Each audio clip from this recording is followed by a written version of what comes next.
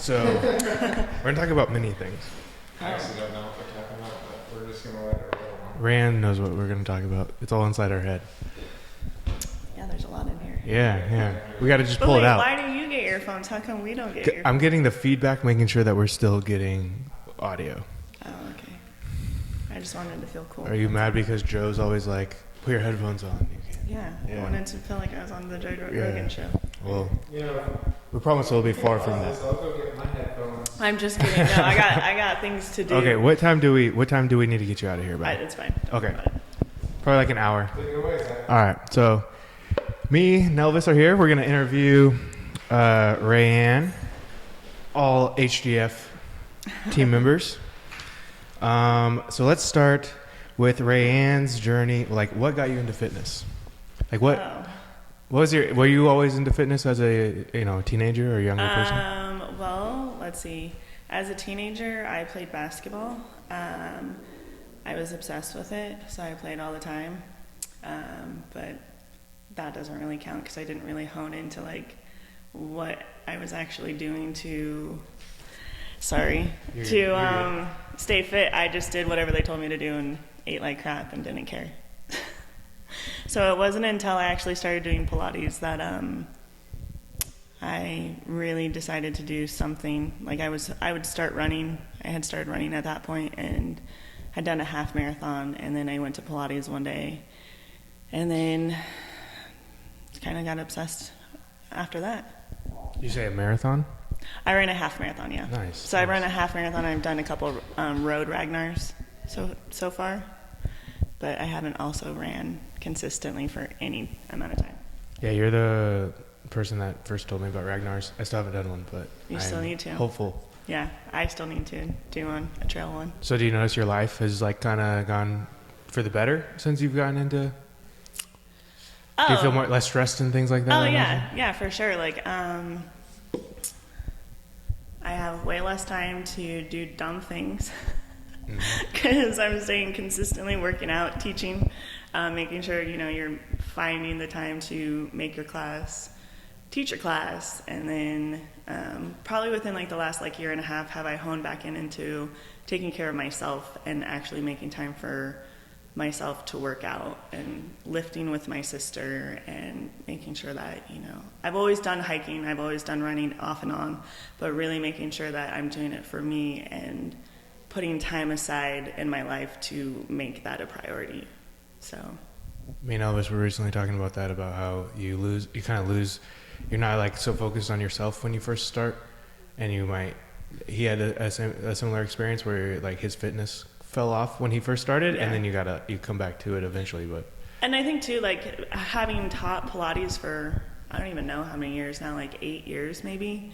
I go through different trends of like really fixating on something for myself or helping them, or then I'll go back and then finding something that interests you.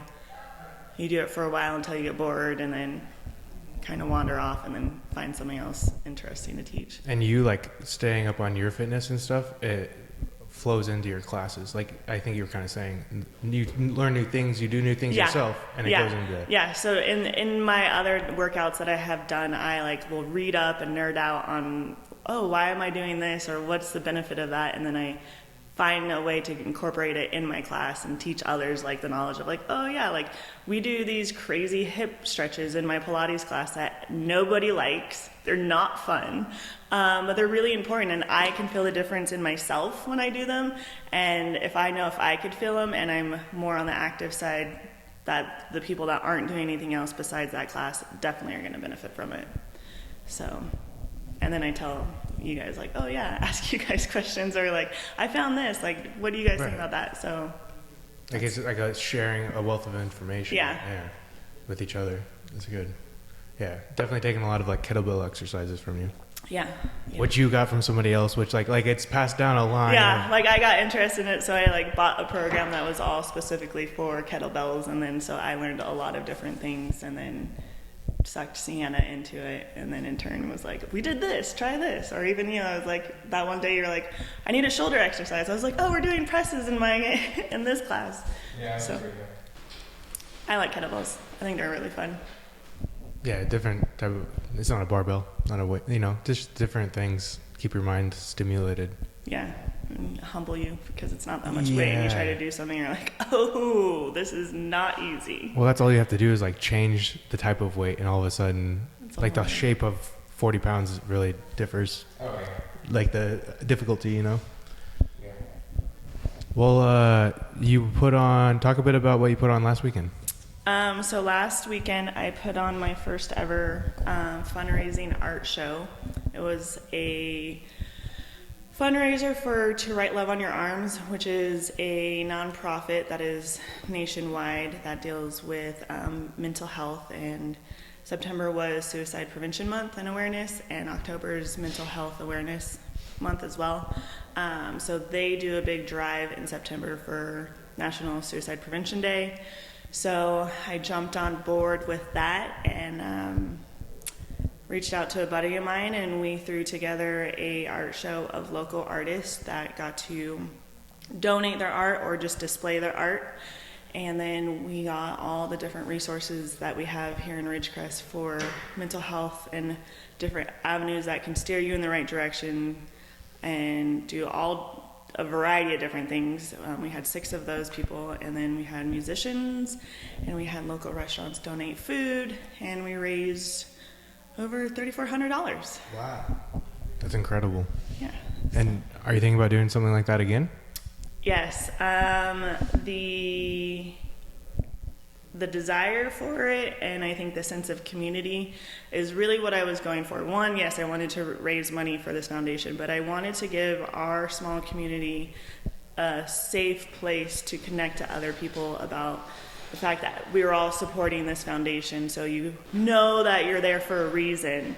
So it kind of lets you be a little bit more vulnerable of what you're doing there and have a more open conversation with someone else about why you decided to come or why you think that this is a good thing to support and maybe their struggles. We had a story wall that you got to write like whatever you wanted.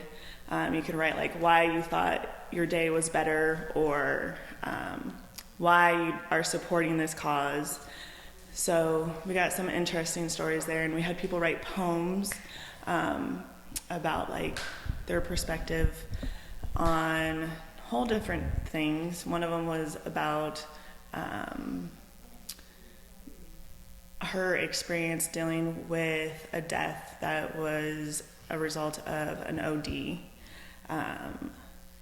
So to see the different people's perspective and going through emotional things and how it affects your outlet on yourself or your perspective and the emotions that go around with that.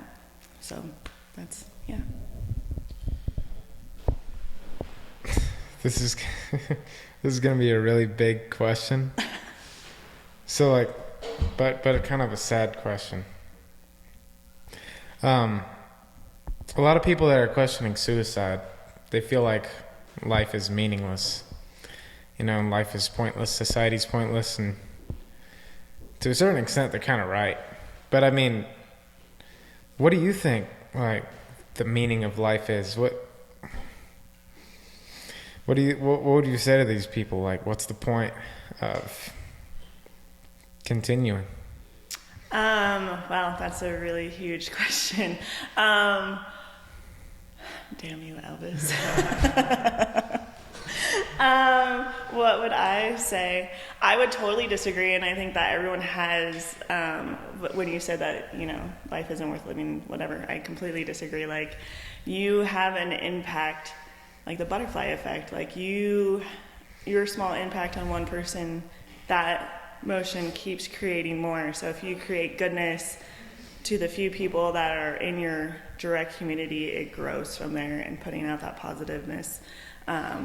Or even you don't even have to be positive. You don't have to spread that, but just having your presence. Like the To Write Love on Your Arms slogan this year was, you make today better. Like, you have the capability of making someone else's day a little bit better, even if it's your own day. Like, if you wake up and you have, like, real shitty thoughts or you're down, even if you can, like, make yourself, like, laugh about thinking of a memory and then, like, oh, wait, so that's a memory. That's something that I love and I cherish.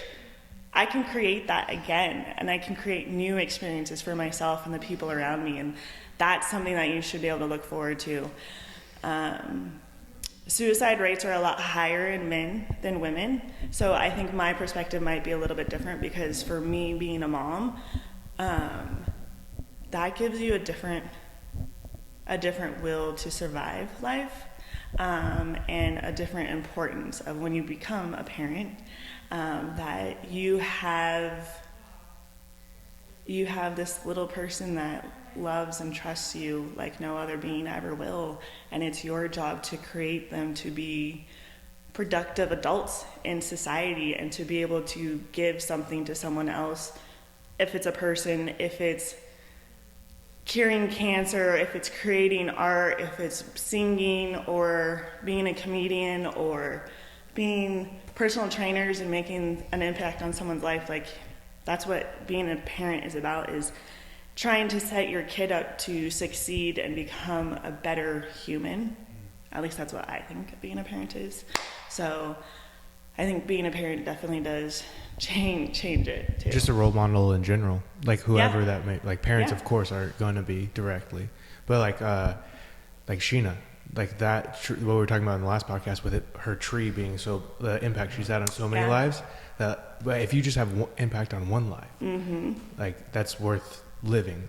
Like just you impacting one life, which will impact another life, and it's like it'll just keep going down the line. Yeah, exactly. But I think parenthood too is a little bit different, because even before you get to parent and the baby is out of your womb, at least for mothers, your body does everything that it can do to protect the child. So when you are actually pregnant, your body is not your first priority to take care of. It's actually the human that it is growing inside you. So some women kind of get screwed over by that, but it's nature, you know. It's over all these years. It's like your body knows that it's supposed to develop that from day one. So I guess that's how I kind of look at it, is like you have to give up stuff for your kid, which not everyone sees the same way, and not everyone looks at parenting the same way, but that's at least mine. So, just to continue on, because I really want to, the reason I'm asking these types of questions is because I really want to answer the questions of the people that have this really brutal cynicism and Cynicism. self-critical Mm-hmm. perspective.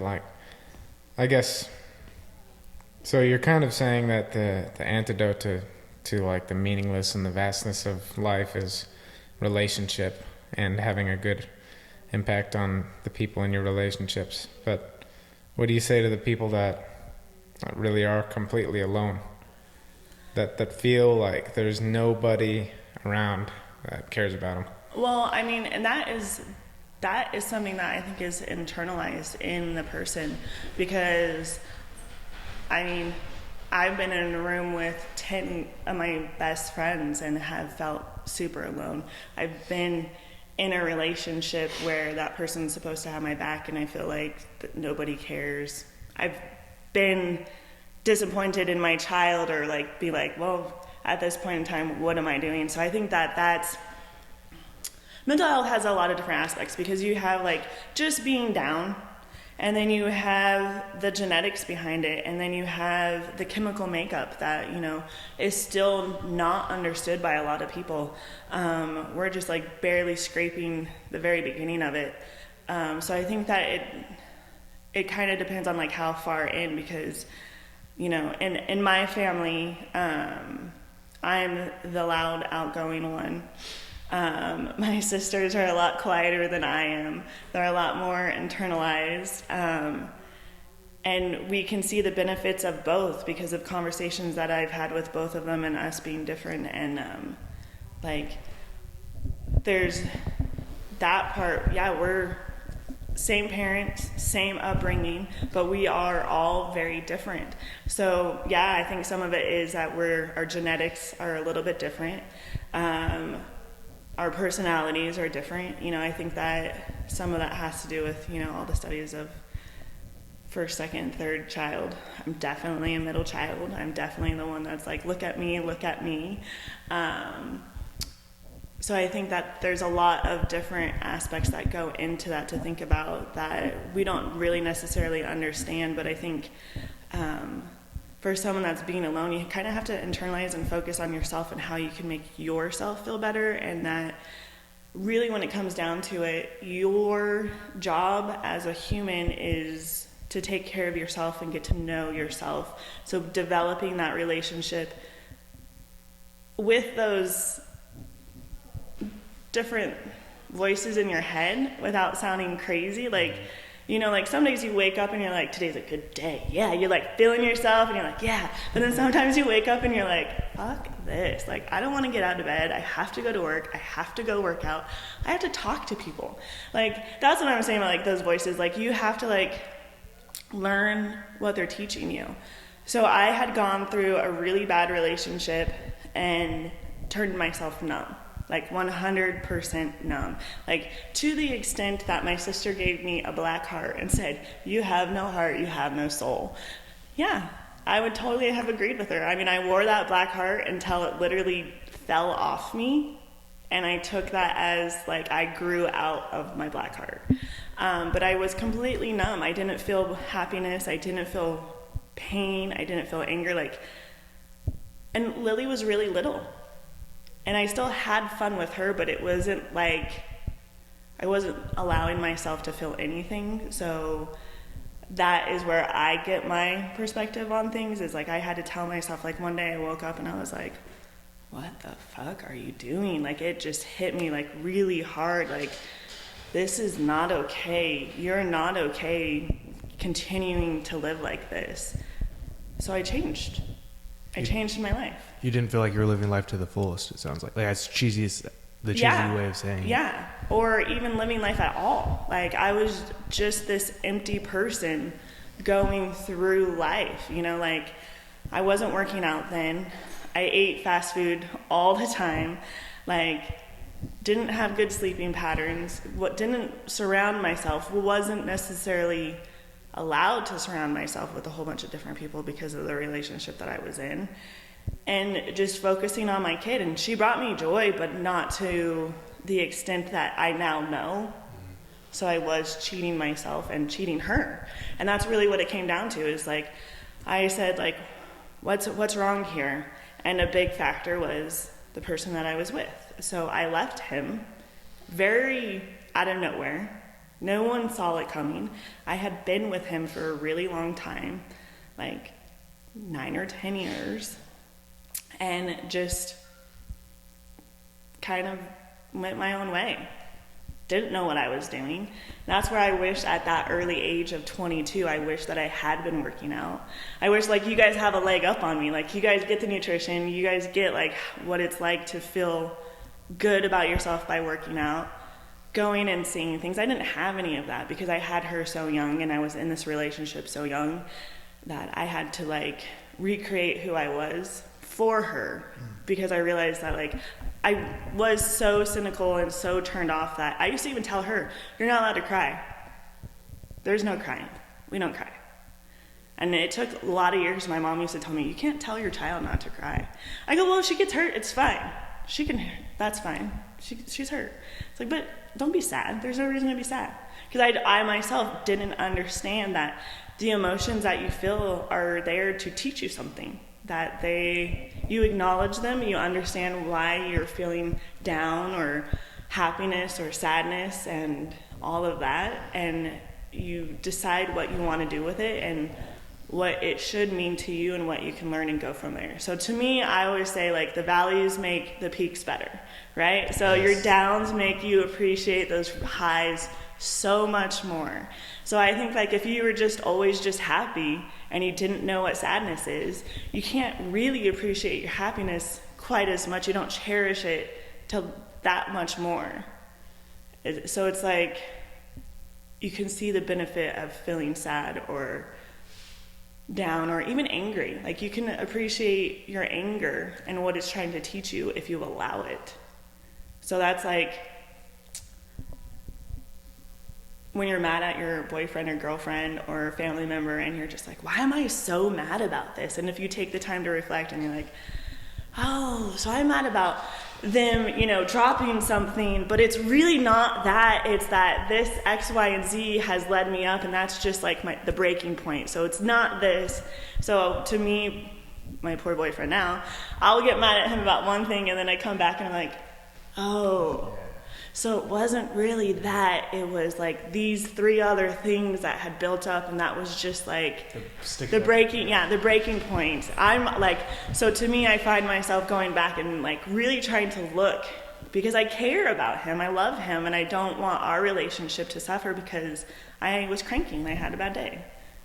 But that's how I look at it. I don't know. Sounds like you have like a real healthy release of your like ego, and you're like are able to like self-reflect and analyze yourself and go back, and you can think about those things, and it's not, you could, like you said, you could almost take back what you said or say like that's not the reason. There is no taking back of words. Yeah, but taking, like saying, like really identifying the problem. Yeah, but there is no taking back of words. That is another lesson that I had learned a long time ago. There is definitely no taking back of words, especially with someone that you love. Like that, when you let that anger or sadness take over and you say those words, like you can't change them. And even when you say, that's not what I meant, those words are still lingering in that universe, haunting you everywhere you go. Sometimes. You and that person. Yeah, exactly. It's a lot of guilt that you have to get over. Yeah. That's, and you kind of touched on it, is you got to go through those low times, and you got to go through like just any bad time to appreciate the good. Yeah. Like I've been in many jobs that makes me appreciate this so much more, like what we get to do and everything. Mm-hmm. I've been in relationships that make me appreciate the relationship I'm in now so much more. So it's like, like you said, if you go on in life and you don't forget about those things or like try to suppress them like some people do, which causes more of a depression, or it drags that feeling on, instead of, okay, that was that, and you're like, you release your ego and you look at it from an outsider's perspective and a realistic view on it, and you go on in life, that's a part of you, and you don't make those same mistakes again. It's like, I know some of this is cheesy, but it's like you gotta really, I don't know, it's just really healthy the way that you're analyzing yourself.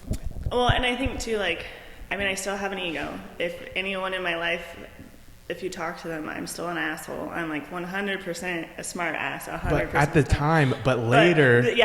So I don't know if they would say I release my ego all the way, and I don't know if I can say that I do it, but I try. I do try to make an effort, but at the same time, I'm always right. So. Well, and there's a fine line. There's a line between like egotistical and like self-respect, right? Like you gotta have that which I've been on both ends of the spectrum, where I just like went one way and went way back to the other, and you gotta find that like median where you're happy, you feel confident, confident or cocky. Like you don't want to be cocky, but you want to be confident. Yeah, and I think to me, like for myself and my ego, like the art show is a perfect example. It was my baby. It was my idea. I went to someone and said, hey, do you think that we could do this? And he had said, yeah, because I had thought small. I was thinking small, and his words were go big or go home. And those words, obviously have stuck with me for the last, 2 months of deciding to do that and everything. And me, and again, my boyfriend now, that was a very humbling experience for him and I, because he has my back 100%. So me signing myself up for this and torturing myself was really signing the both of us up, and my sister. My sister has an advantage that, she's known me all her life, so she knows how I am and how I get, and how once I have something in my head, this is how I want it. And she compliments me very well by knowing when to push and when not to. Now, me and Dan, on the other hand, are still learning those. So we had moments where I was like, we need to sit down and talk. I'm not trying to be mean to you. You are coming up with ideas, and they're great ideas, but they just don't work. So you're thinking about this one thing, and I've already obsessed about this whole thing for how many days now.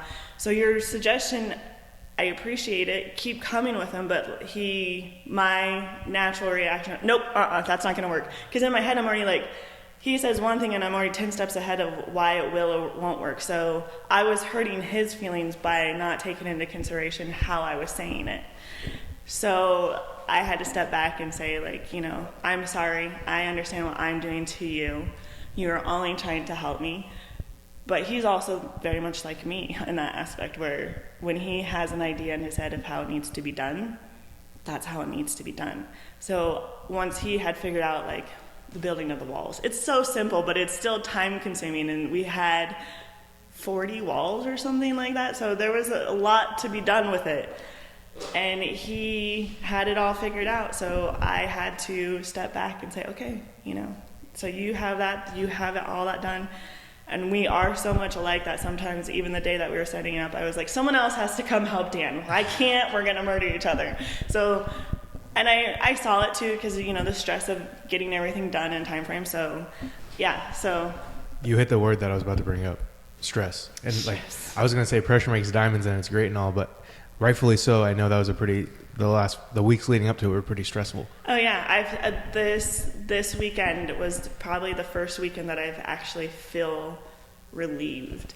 And at one point, like, poor Elvis, I cried to Elvis the day before the show, because I just was breaking down for not knowing what it was actually going to be, and seeing, like, kind of in my head, I was like, what the fuck are you doing? Who are you to be doing this? And, like, is this gonna turn out what you want it to be? Is anyone going to show up? And, you know, people aren't doing what I asked them to do. Like, how hard is it to just fill out a form, people? You know, so poor Elvis saw the lowest of my time during that, just because he was great and I lured him in to help me. And then he probably was like, oh, crap. Well, that's that human connection. That's that human connection that you were talking about, was kind of the point of the whole thing, or what it created. Yeah. And that's what a gym is too.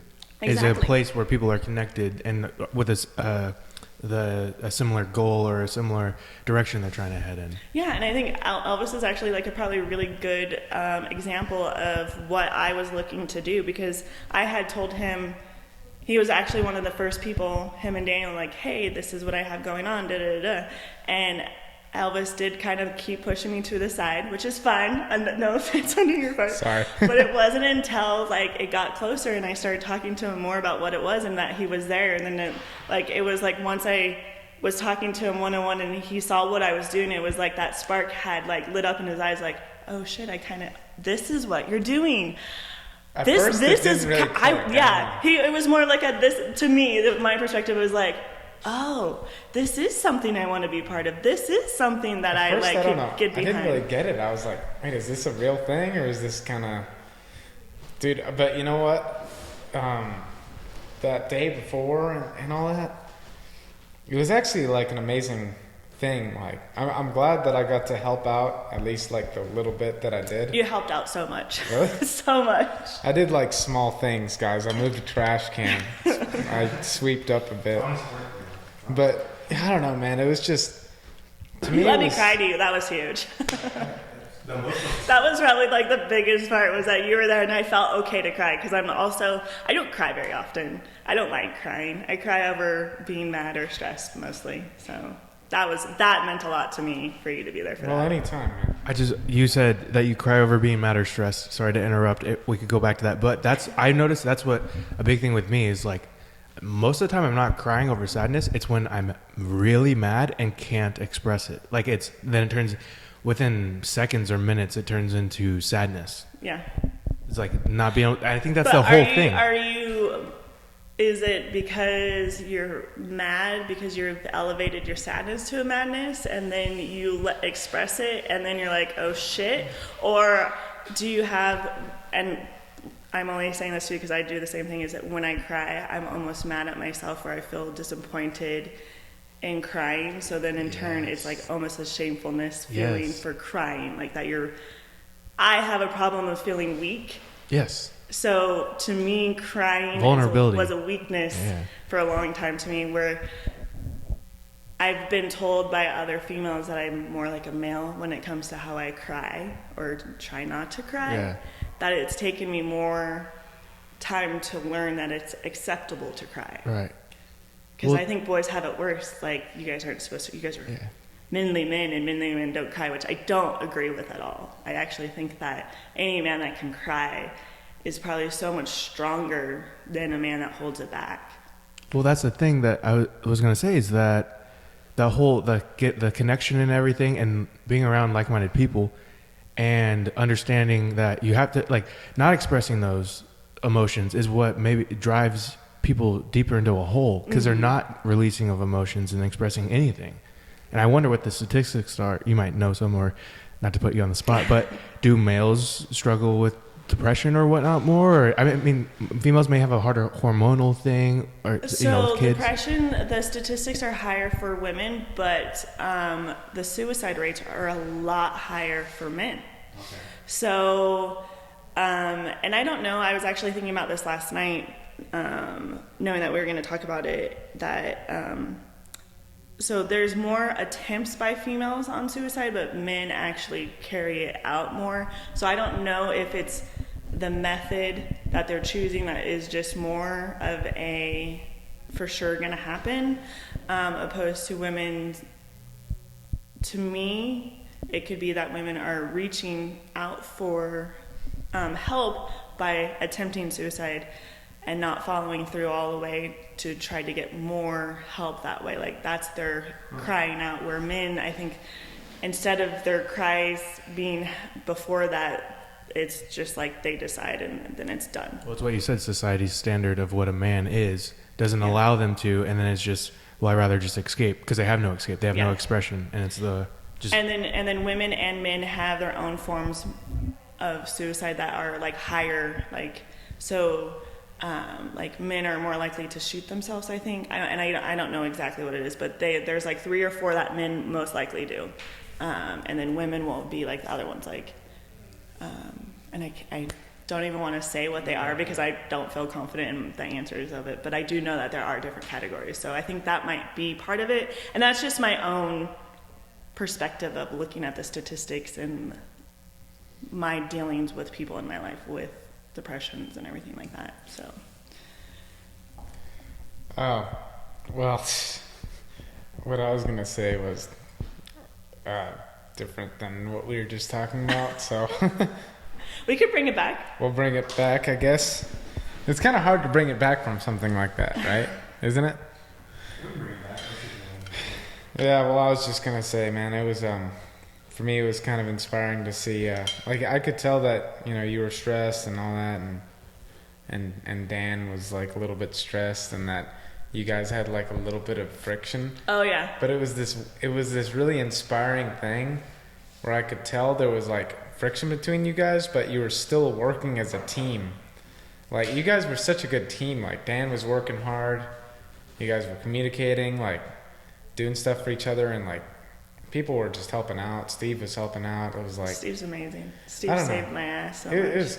It was really great, like watching you guys, and just seeing how you were just kind of like, you had this like dream almost, and you doubted yourself so much. You had this, I could see all this self-doubt, and like, I thought it was kind of inspiring to see how you just overcame the self-doubt and went through with it. I faked it till I made it. And to be honest, like that, I honestly was looking to make a little bit of money to cover the shirt costs. That was like my biggest. I had to pay almost $500 for the shirts that we bought. Cool. So that was our biggest expense up front. So, and I had like agreed with my partner, like I was like, okay, so we're gonna buy these shirts, but we're gonna pay ourselves back for this. Like, that's a lot of money. Like, we're not. And he's like, yeah. Like, don't feel bad for that part. And I was like, okay. Everything else we got remotely cheap, and all the food, like everything was basically donated. So I was hoping for like 40 people to show. I was hoping for maybe $500. So at like 5:30, that whole courtyard was full. I did mess up, and I did not have any way of counting how many people came and went. Steve actually counted on the 2 times that he came in, and there was over 80 people in the courtyard. At once. At both times, yeah. And he was like, and those were hours apart, and those were just the people standing there. So I think that we got over 200 people in and out of there, but that's a guesstimate. Also, to raise that much money, like, I literally had this idea a month and 2 weeks before it happened, and it just was so far more than what I had anticipated it to be. And it did, like you said, like the people that came and helped and just like took time out of their day and like Mo's music, like Ashley and her husband like really saved me, because she volunteered to like, hey, you know, like I know how to deal with musicians. We have this all set up. Like, can I help you? Like, I didn't go to her. I walked into her shop with a flyer and said, hey, this is what me and Jason are doing. You know, like, I think that people here would really like it if you could put a flyer up. And then it went to her. Her and I have built a relationship now. We have a friendship. And to see what her qualities and her wanting to help me, and she took a lot off of our plates, because we had no idea. Like, I was thinking a mic and an amp. Yeah. What do I know about music? Nothing. So she totally saved my ass on that. So it just like the right people were drawn in. Well, it's that community thing too. Yeah. So they like found what they like, that they found whatever was within them that was lit by this idea to help out. And I think too, like that's one reason I never really forced anyone into it besides Dan and my sister. But even my sister and I, like, she's one reason I actually know this foundation. So I knew she would be on board. So really, I guess the only person forced into it was Dan, and I think he likes it, but it was also for his love for me to be like, got you, whatever you need, I got you. He knew how much it meant to you. Yeah. And I felt there was times where I told him too, I was like, I'm sorry, like I'm neglecting you right now because I'm taking on this. And he was like, how can I even be mad at you for that? Like, you're trying to help people. Like, no one in their right mind would be mad. And I was like, there's lots of boyfriends out there that would be upset that I'm spending so much time doing something completely else. And so his support in all my crazy ideas I think is important, even when I feel like we might murder each other and that like glances back and forth. Yeah, we know that our end goal is the same, so we get past those spurts, and then at the end of the day where you get to hug each other and say thank you, I love you. And I think that like to know that I have that in him like helps me when I feel super crazy and I'm gonna lose my mind. Did you guys sell out of shirts? Do you have any more? I actually I'm putting in an order next week for more. So if you want to buy one. Yes, I would like to, but if anyone's watching that would like to too. Oh, I'm actually putting the order in Monday. Okay, well, Sorry. don't email us. Look for it about next year. Well, I was going to bring that up. So I know we're going to make it an annual thing, and I know it was on like Suicide Prevention Weekend, right? That's what it was originally supposed to be in that month, but then we had some scheduling conflicts, and me and Jason have very busy lives, so it just happened to be that weekend. But we will be moving it. We were up against some steep competition. Relay for Life. We had Relay for Life that weekend. We had Oktoberfest, and we had the Grand Prix races. Oh, that's real tough. And St. Anne's had a kids event too. Yeah, so we were up against a lot. So that was our dumb fault of just not checking everything that was happening. I think I brought it up when we were talking earlier this week about like, are you thinking about doing anything in 6 months? But now that you're talking about how much connection was there and how the community and how much people just like wanted to help and how many people showed up, what would you say about potentially doing maybe not something as big, but like a once a month kind of thing, where not nearly on the same scale, but like thanks for adding the pressure, Zach. Yeah, no, well, you got so much connection there. I've actually have already been asked that. Yes.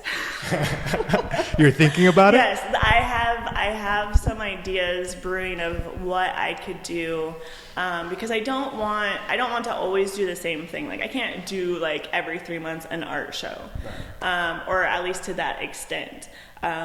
So there is a lot of different things, and I guess too what one of the biggest aspects of it is that, you know, a lot of things cost money.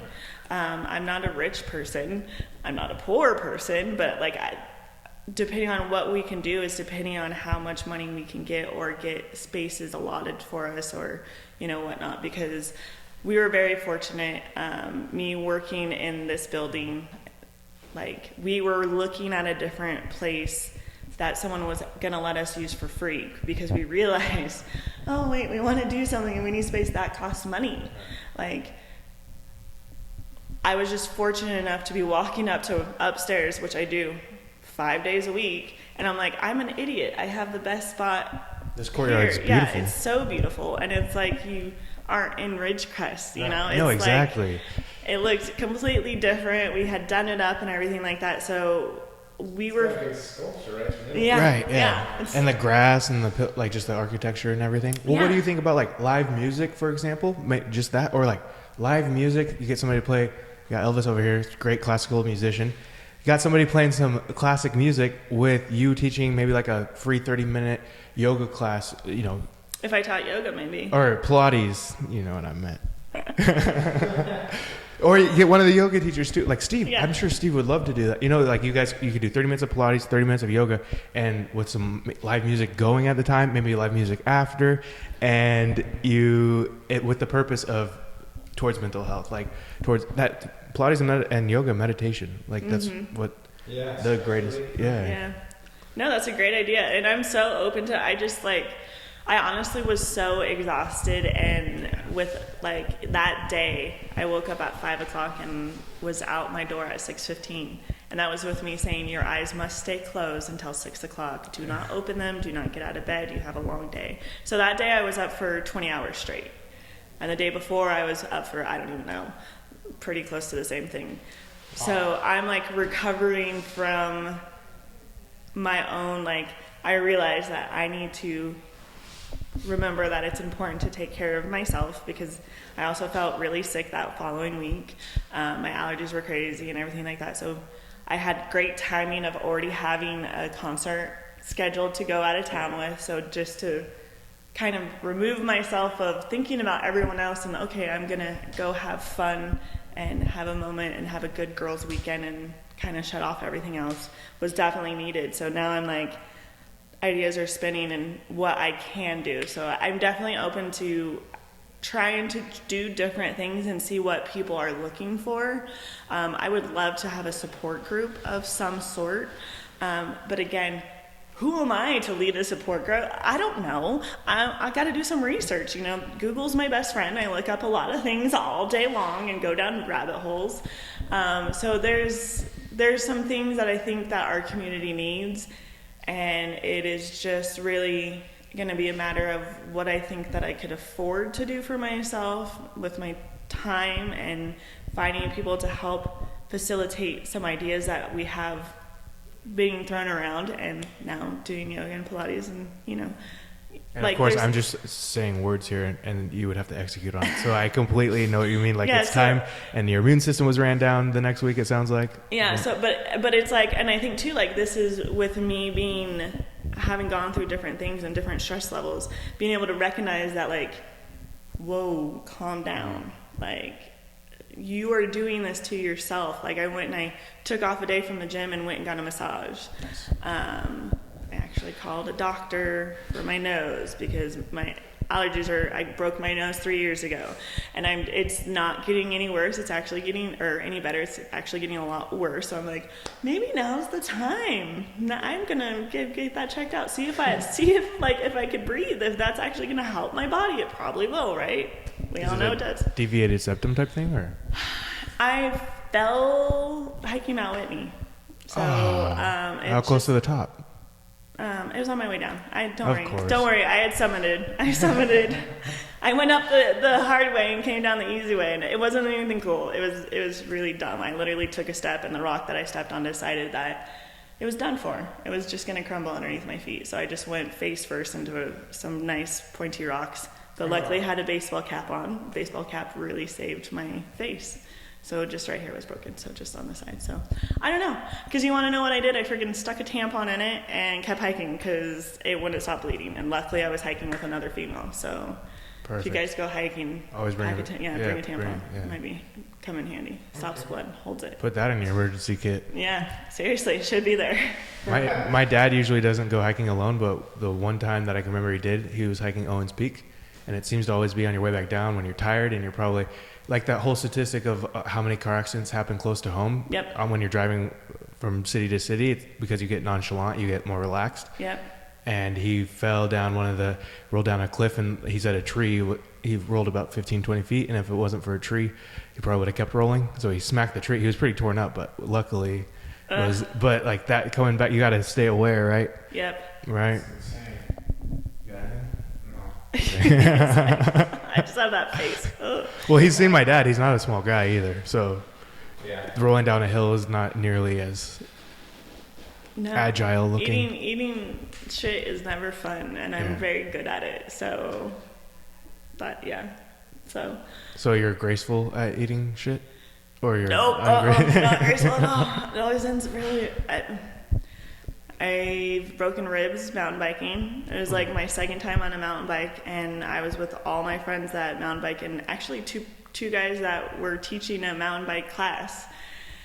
They didn't know that it was only my second time on a mountain bike, so they went down this like hill that was all rocky, and everyone else took it like super nonchalantly. So here I was like, okay, going next, and I was like, oh, this is only my second time on a mountain bike, and I was like, ah. So I went and I hit a rock, and I just landed on a tree trunk and broke my rib.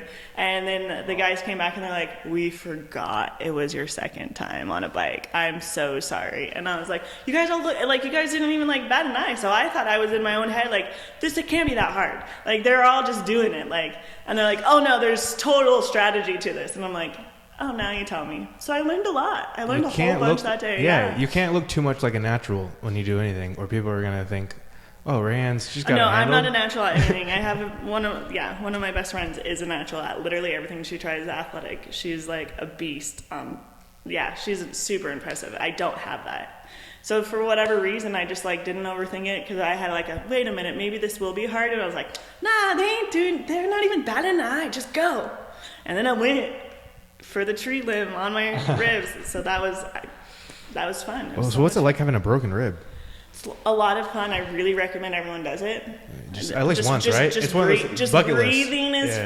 fun. You're moving, coughing. Oh, coughing is the best when you have a rib. It feels so nice. I'm sure you like really hope for the next cough. You're Yeah. really like, I can't wait for the next one. Yeah, and then just moving at all, doing Pilates. I couldn't teach Pilates at all. Like I would just sit there and like show them like, okay, or tell them what to do and then correct them. Yeah.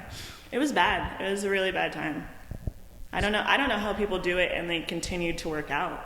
Yeah. I'm a wuss, I guess. I don't know. Football players getting cracked in the like those are dudes, cracking ribs every Sunday, and then they Yeah, still but stay then on the I field. also like don't take medications. I was gonna say. I'm not a fan Yeah. of like painkillers and stuff like that. So that's probably one reason I'm like, oh, I'm really gonna take it easy, because I don't even like really taking ibuprofen. So. Me neither. Yes, bad for the digestive Yeah. system. No Yeah. bueno.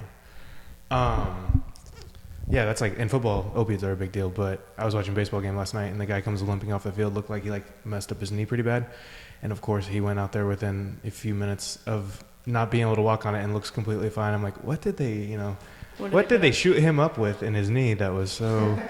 Yeah, but sometimes too, like when you get hurt, Initially.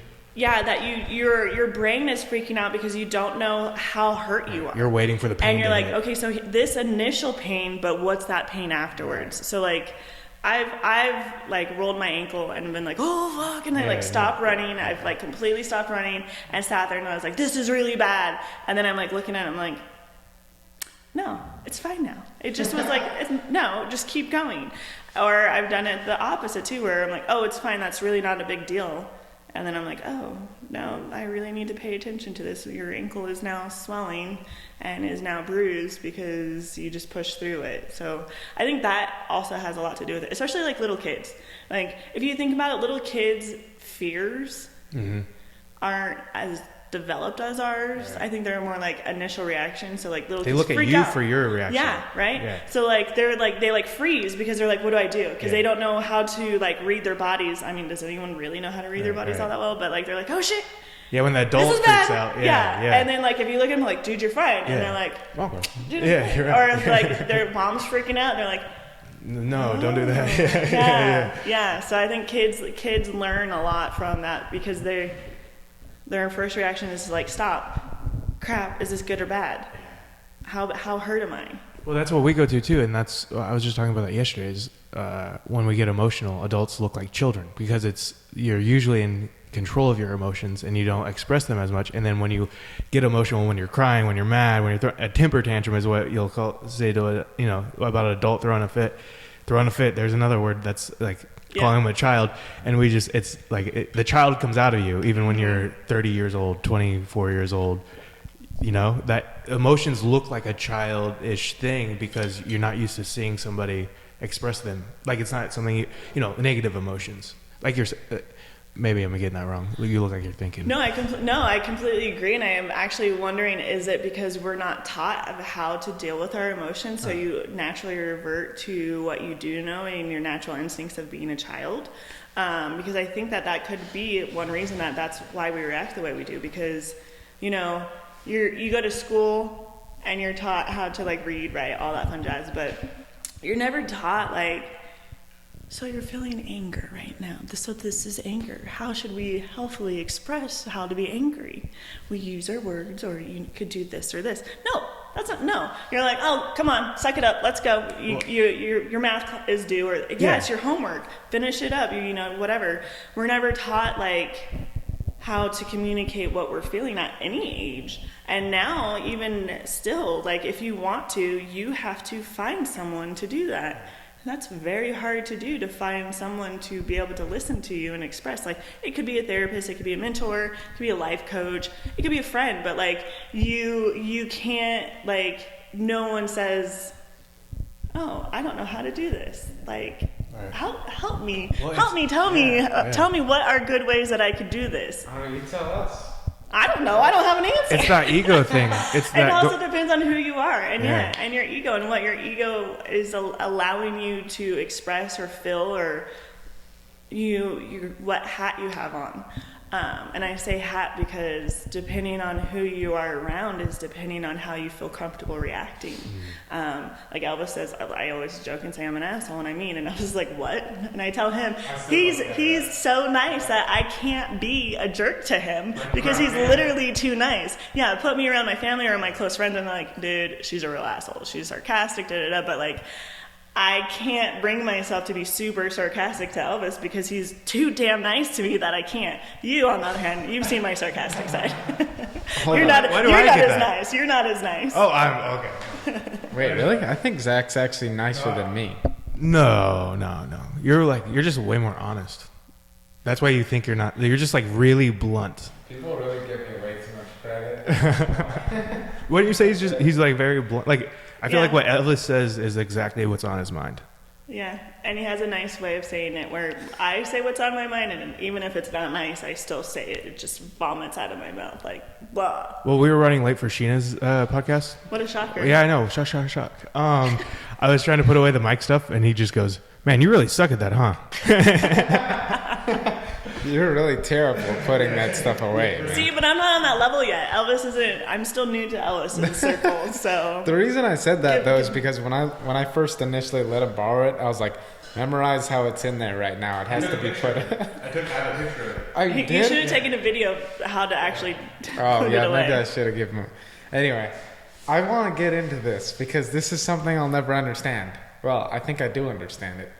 So then no need to go into it. When you're like saying that you're an asshole, what is that? Are you like, is that your way of like? Yeah, what's your problem? Is that like some kind of? I don't know what my problem is. Have you met my family? They're very sarcastic. I don't think so, dude. I think this is. No, she's not sarcastic. Not one bit. Even if you're sarcastic, though, that doesn't make you an asshole. I feel like you're saying that as some kind of like self-defense mechanism. Okay, so that actually comes back to when I had my black heart and no soul. So I'm a very different person than I was when I was 22 years old. When I was 22 years old, I was an asshole. Like a complete asshole. I did not give a fuck. Sorry for cussing. I don't know. So you're not that person anymore? No, I'm definitely not the person that I was 22. You're pretty nice. You're a pretty nice person. I don't know. What I say is I'm there and I'm nice when it matters. Like, I enjoy being sarcastic to people. It is how my sense of humor is, but I'm also very blunt. And my sister, who is an amazing person, my problem with some of my family issues or family members is they don't like that I straight up tell them, why are you doing that? You know, they don't appreciate my approach Oh. on situations. You're And sarcastic about it? and not even necessarily sarcastic sometimes, but the sarcasm, even when I do try to be genuine, it comes out, it's the first thing out of my mouth. So there's, Sienna and I have had many conversations of, okay, so this is what you're trying to say. Don't say it like this. Because you're talking to X, you need to say it more like this. Like, I need to work on my delivery to the person and what it is. But sometimes I also disagree with that. Like, I have people that I don't tiptoe around certain things. Like, we all have that friend that has that big elephant in the room about whatever it is. So I'm that type of person that's like, dude, no one else is going to talk about this to you. What the fuck is your problem with this? Or, whatever. Like, we need to talk about this. Like, tell me whatever it is. So I think that that's why I say I'm an asshole, is that when I was 22, I just did not care. It was like once I had figured out that I was numb, that first came out a flood of anger out of me. A lot of anger. Not like Deconstructive, not constructive. Like there was all deconstructive anger? It was more of a anger at myself, anger at what I had put myself through, putting myself down, not knowing what my self-worth was, and just kind of being angry at the world at like, well, fuck you for doing that, and fuck you for doing that. Like, now that I'm like enlightened is what I kind of thought, like, well, now that I have figured this out and I've left this behind and I'm moving to this, like, because you're just in my way, like, so then I had to learn, like, oh wait, no, you're still not making good life choices, you're not like putting yourself first, you're just like keeping yourself busy with like people.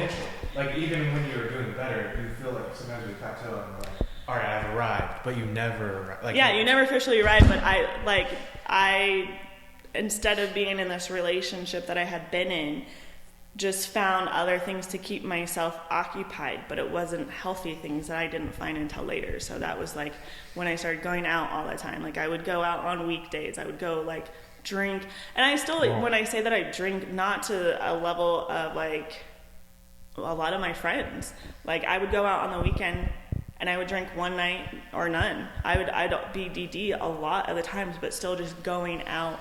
Because I realized, especially when my daughter wasn't home, I didn't like being home if my daughter wasn't home. I didn't know how to sit with myself. So I found things to keep myself busy. So here in Ridgecrest, if you don't know the amazing outdoors, what do you have? Yeah. You have bars.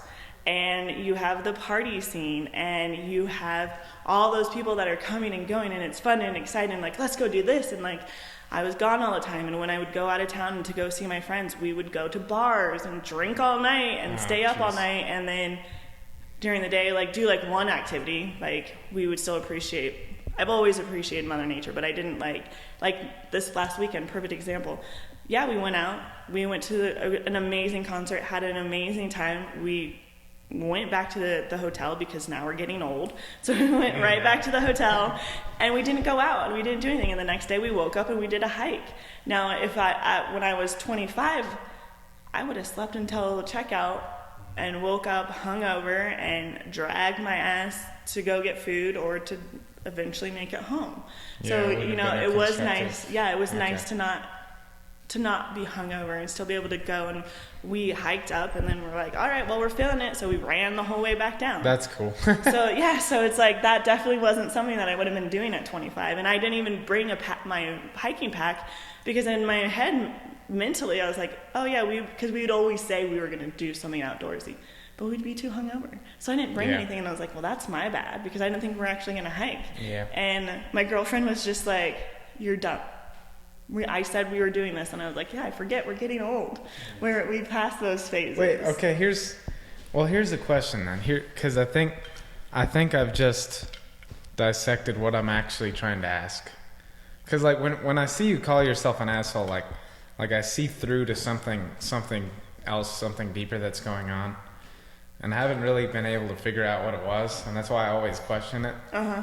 Because normally when I see a little bit of this in myself and like in other people, most people that call themselves assholes are actually really good, like nice, self-conscious people that feel so much guilt for the times that they are assholes or the times that they were assholes in the past that they call themselves assholes as a self-defense mechanism to cope with the fact for when they are assholes and they feel guilty of someone accusing them of I'm that. repenting for my sins. But like one more addendum to that, and then sorry. No, Zach. I just want to add what you're saying. Sorry.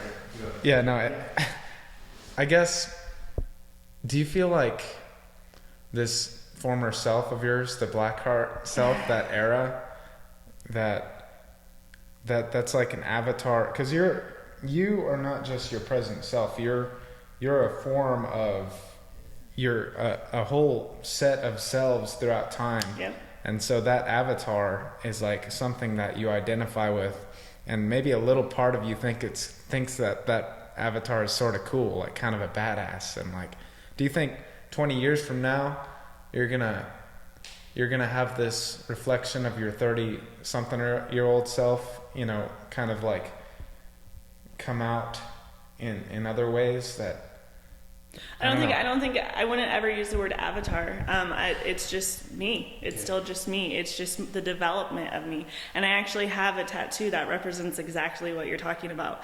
It's a girl on my leg who, she is part skull and then part human, and she does have 2 eyes, and then the top of it, I now realize, like just 2 days ago, that I'm totally going to change the top of it, but the top is not formed. So to me, it represents your journey as an individual, and I just got it. It's my newest tattoo. The skull represents to me the past.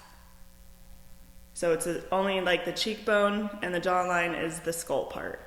So then the rest of it, the girl's face, is the present. That's who you presently are. And then the not formed top, which I now want to change into a galaxy of some sort. Cool. Like I was like, I'm an idiot for not doing that part now, like when I first have it. So that's a whole nother, hopefully it'll happen. Very cool. And then she has both eyes, and she has green eyes because I'm a sucker for light eyes. They always say that your eyes are the windows to your soul. And so that's why it represents like your journey in life. Is that I think that who your soul is doesn't necessarily change, and it's the most important of you, but the different parts of her represents developing as a person and becoming, and you don't necessarily know what you're turning yourself into. So I don't see it as an avatar. I see it as just me, and like owning up to the different phases that I've gone through to become who I am now. And I don't know who I'm going to be in the future. I mean, I only hope to make myself a better person and a better... That phase of my life. I just call it an avatar, but obviously it's still a part of me. And that 19-year-old self is still a part of me now. But I've developed as a person, and I'm just different than I was back then. So yeah. I don't know. Well, and I think too, like, you guys being so young is like, I was just telling my friend the other day that like I'm almost envious that you guys are already where it took me a lot longer to get onto this type of mind thought. Or even like we were talking about like the exposure of, because we were down in Orange County. Orange County has money, so we were on that hiking trail, and these kids were like riding by on these like super expensive badass mountain bikes. Mm-hmm.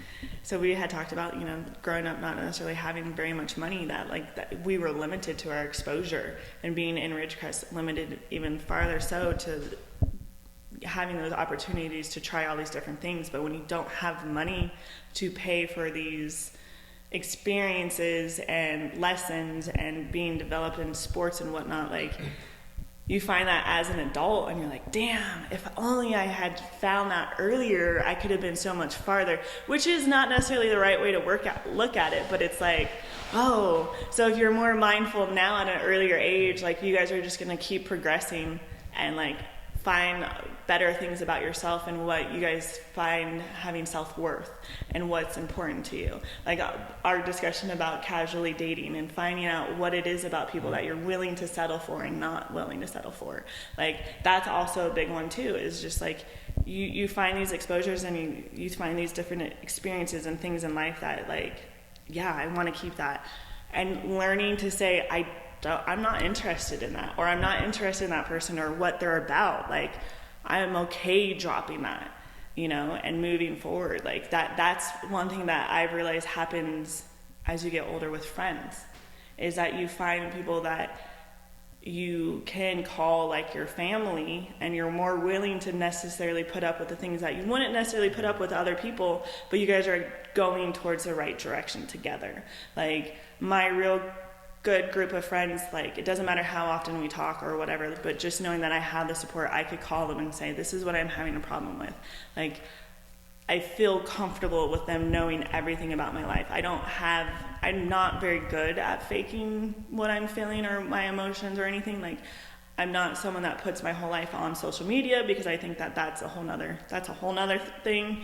But like my friends are my sense of community, and I feel very grateful to have them, because we go through things together, but we're always moving towards becoming better individuals for ourselves. So I have kind of dropped off some friends. I've lost friends, not necessarily lost them like that I don't care for them or love them, but they're not as involved in my life because they weren't moving in that direction that I was moving. So I think that like that's one thing too that is kind of hard to learn as an adult and with age, is that friends do go and you lose some of that connection. Yeah, but you don't even necessarily lose that connection. You guys lose interest. Yeah, okay. So they like, I have friends that represent different times in my life that like, you know, they were once the most important person or group of friends, and now I still see them and I love them. And whenever I see them, I have nothing but love for them, but we don't connect on that same level anymore. But I'm grateful for what they had taught me, you know. So I think that that's like one thing too that I think is like,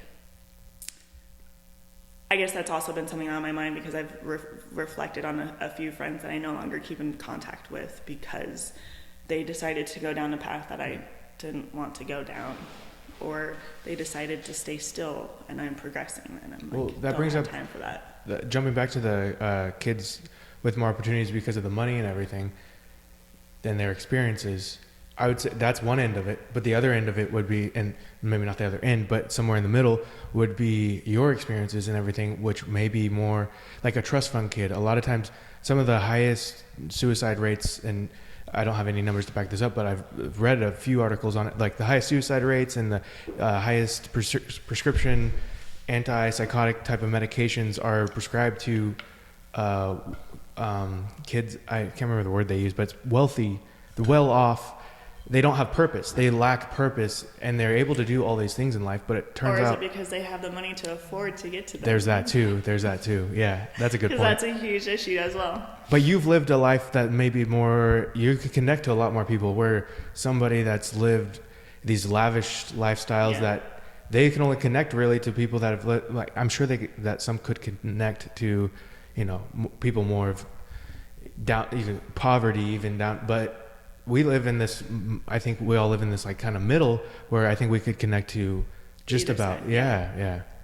So you're lacking human connection when you're lacking the purpose, what you're talking about with being like, you can just go out and do stuff, which is cool, but it's that low, you don't get those lows. That's the thing. You don't get the lows. You're just always on this steady high. Or you think that it is a high for them, but with them not having that connection or life experience or feeling like they have something to work for does create their lows. It's just a different low that we don't necessarily understand. And the other thing that creates their lows is that people tell them they have no reason to be upset. Like they have nothing. Like you have money. If you have money, that fixes everything. Which must is so be great. Nice, right? Yeah. Well, that's like a perfect example is so Lily is at Pepperdine. So Pepperdine is in Malibu.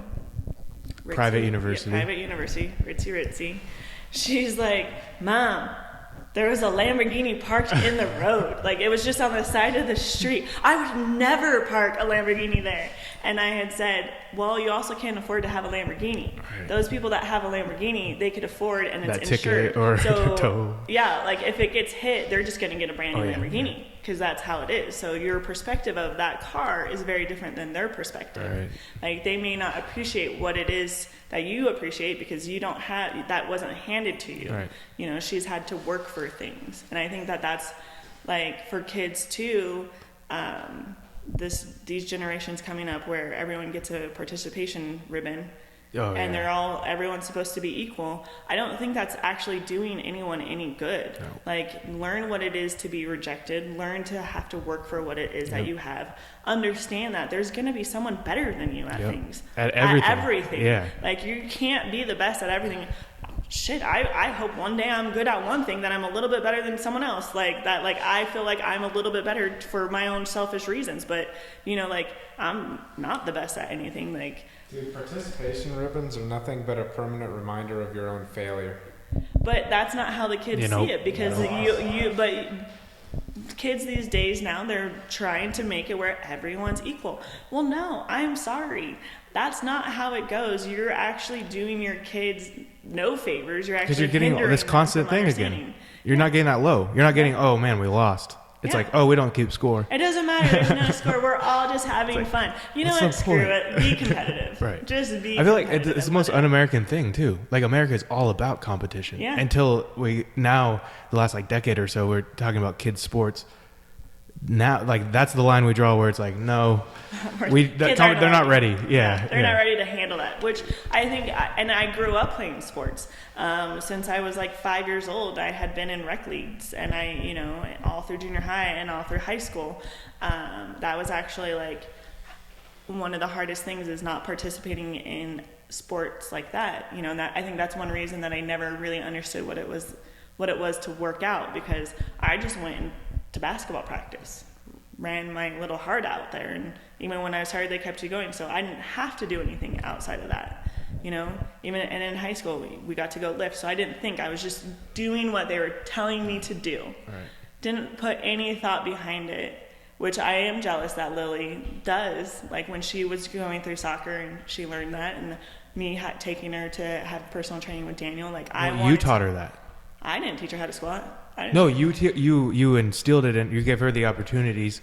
You like showed, you probably, I'm sure you talked to her too, and like you instilled in her this, like that she could go at it in a conscious way. Like she could, no? I wish. She did it herself? That's innate? She's just built that way, to think about how to do things. I wish I could take credit for that. No, that's all her as a human. She is this person that goes through and like actually is listening to like have an intent, and like, okay, so this is why they're doing this, and so she's like thinking, because she wants to do things better. Well, that's really cool. She wants, if she's gonna do something, she wants to make sure she's doing it right, and she's always been like that. Perfectionist kind of thing. Pretty close. Yeah. And I don't even know if she registers that that's her mannerisms and how she looks at things. That's just from my outward perspective of her. Industriousness. Huh? She's high in industriousness. Yeah. So so I don't even know what my whole point of her doing that was. My point was that she's learned all of this, and then teaching her, like, that was the only thing that I thought I can contribute, was for her to have one-on-one lessons with Daniel and doing personal training, that she felt that she could walk into a gym when she was at school and go work out, because I didn't have that. So I had told her, like, it's important to learn that at an early age. I wish I had. And I don't know. I don't even know if she went to a gym yet at school. So I can only give her cards. I can't make her force her to play them. Right. And this kind of goes back to your tattoo of like, I wanted to say, like, that's a great symbolic tattoo, and I love it. And going back again to being an asshole, is I've been saying recently, especially, that everyone's a hypocrite. Some of us don't admit it. Like you got to come to grips with your own hypocrisy, because especially like waking up different. Like I could have one thought at the beginning of a day and it kind of evolves over to the end. But you wake up, like you said, feeling different. Like you're gonna have conflicting thoughts and things like that. Like everyone's a hypocrite. Like just like everyone's an asshole. Like it just takes, like, we're all assholes. We can all be assholes. Like we all do something that you wish you could take it back. You wish it never happened. But those words are real, like you were saying to start this whole thing. Yeah, and you can also be an asshole to someone because they're perceiving, because they're just projecting what you're doing from their own internal. Or, you know, when you walk into a conversation and you only hear like 2 seconds of it and you're like, well, that person's a real dick. But you don't know the whole content, you know, like you don't know what had led up to that. Or even sometimes where they were repeating what someone else said, but you thought it was what they said. So you can't necessarily take that little small information because you don't ever know what anyone else's path is or what their mindset is. Because there has been things where I've said things and even teaching. I know for a fact that I lost a client because of something that I said, and I instantly had said it, and I read her face, and I was like, oh shit, oh my God, and she never came back. And I knew that instant she was never going to come back to my class. I knew I had lost her, but my joking aroundness got the best of me, and I had said something that she did not perceive the way that I was trying to have it come off to her. So the way she reacted, and to this day, I can't remember what it was, but I know her face. I know exactly what her face was when I said it. And I was like, oh, and I even came to Sheena and I said, oh, I really screwed up. You know, like, I just completely misread all this. I'm such an asshole. Such an asshole. That, like, I knew in that second that she was never going to come back to my class, and she has yet to come back. And that was years ago. Like, probably 2 years ago. She won't be back. It takes two to tango. It takes like two to argue, and it takes two people to have a misunderstanding. Like you said something, and she took it a certain way. Like, that's where you got to learn, like, embracing. It was probably something you may not have really meant it, but it was probably something like it was you. Like it's something you got to embrace that as the person receiving it too. Is that, and let it slide off that not everyone's going to have your same opinions or your same like humor or something. Like you said, you looked back on it and like, I probably joked around a little too much there, but at the same time you were joking around, or you know, right? It was just, I forgot who my audience was. I guess because again, like too, especially teaching, I think that's one thing that the people that we are teaching aren't people that we selected to be in our lives. They've just walked into our lives. You know what I mean? Right. So they're not necessarily our people. Some of them become our people, and we find those bonds, but they come in, and so they don't necessarily know who I am, and I don't necessarily know who they are. So finding that connection of works and doesn't work. When I first started teaching Pilates, I wasn't working for Sheena yet, and I had a woman come in, and I had never felt so mind you, I had a child at 16, and I had never felt so judged in my life until this woman came in. I had a tank top on, and I had tattoo on my shoulders, and I had a bright colored hair, probably like, I think it was blue at the time. And I was still pretty young, you know, and I walked in, and she didn't take my class. She came in and said, "What music do you play?" And I was like, left? So she says, what music do you play? And the whole time she's talking to me, she's just staring at my tattoo on my arm. Probably punk rock. I'm not, and she was just like looking not at me, but burning a hole at my shoulder where my tattoos were. And I go, oh, you know, I just used Pandora, you know, but if you have any recommendations or like whatever, like I'm more than happy to put on whatever suits your little desire. Right. But I didn't know what she wanted my answer to be. But I, you know, was like, if you're going to pay me, if you want to listen to something, I'll listen to anything, almost anything, unless it's country. I draw the line there. It's Pilates. You're flexible, so to speak. Yeah, pretty flexible, yeah. And then she asked me another question about me, and then she goes, you know what, this class just isn't for me. This isn't going to fit what my needs are. And I just remember thinking, projecting. Wow. So because I'm young and tattooed and have bright hair, this class isn't for you. Right. Because you now are assuming you know who I am, what I represent, and what I'm going to do for the next hour in this class. Like, Like it was a little bit of a humbling experience because it's like, oh yeah, you do get judged on what you look like for sure, especially being a female, especially being tattooed and the bright colored hair, like, okay. But it was like, she couldn't even hear what I was saying because she was so fixated on what I looked like and her assumptions of what I was. Well, she has a limited view. She like blocked, like you said, she didn't see anything. She knew what she was. It didn't matter if you said her favorite artist, like, oh, all I play is Pitbull or whatever she liked. This old lady I'm sure, definitely. yeah, I'm her sure. favorite was anyone that says Pitbull. I don't know if I want to do. No, I don't like Pitbull. I was just that was a I don't like Is Pitbull at all. Pitbull your favorite? Not at all. Not at all. But that was just the first thing that came in mind because I feel like it's playing a lot. But it didn't matter. It didn't matter if you said her favorite genre. She was already prepared to make you feel bad. Like it wasn't anything. It didn't matter what. Like you said, she was ready for it. She made her decision from the moment she saw it. Yeah. She was preloaded. Yeah, and I mean, and that was like when I first started out. So that's been years and years ago. But it's a day that I don't think I will ever forget. Like that feeling of like, oh, I'm not good enough. Kind of rejection. Yeah. But then it took me time to realize that like it's not my fault that I am who I am. Like I'm happy being who I am, and at that time I was happy with the bright colored hair. I'm still very happy with my tattoos. You know, like and that was her. That was her. It was nothing to actually do with me and who I am as an instructor. She couldn't even get in the door to get to that part. So me and my tattoos, even the ones that I'm like, that could have looked better. I'm like, I don't regret. Like people are always saying, like, you're gonna regret that when you're older. Or do you regret that one or that? It's like, no. It's like, dude, we're gonna die. Like we're not even gonna make it. I actually just had someone in the work environment that and at work I have to cover. I cover. My boss is not a fan of tattoos, so when I first started getting them, he had said, like, do you mind covering them? There's no company rule, like I can't get fired for it, but out of respect for him, he is my boss. How about that? Well, my hair's not normally up. I don't understand. As long as it's not offensive, I just don't understand how artwork can have like. He's older. Yeah. It's an older generation thing. So I'm covered, but another person was sitting there talking about how he thinks tattoos are completely trashy. Mm-hmm. Oh, they're completely trashy. Mind you, I have a full half sleeve. I have something on my arm over here. He knows who he's talking to. But he doesn't see my tattoos often because I'm always at work when I see him. So he has seen them, but I don't think he like mentally is like, oh yeah, she's covered in tattoos. And he just went on this like, you know, like it really keeps you held back in life on your jobs. And I've seen people passed over for jobs because they have tattoos.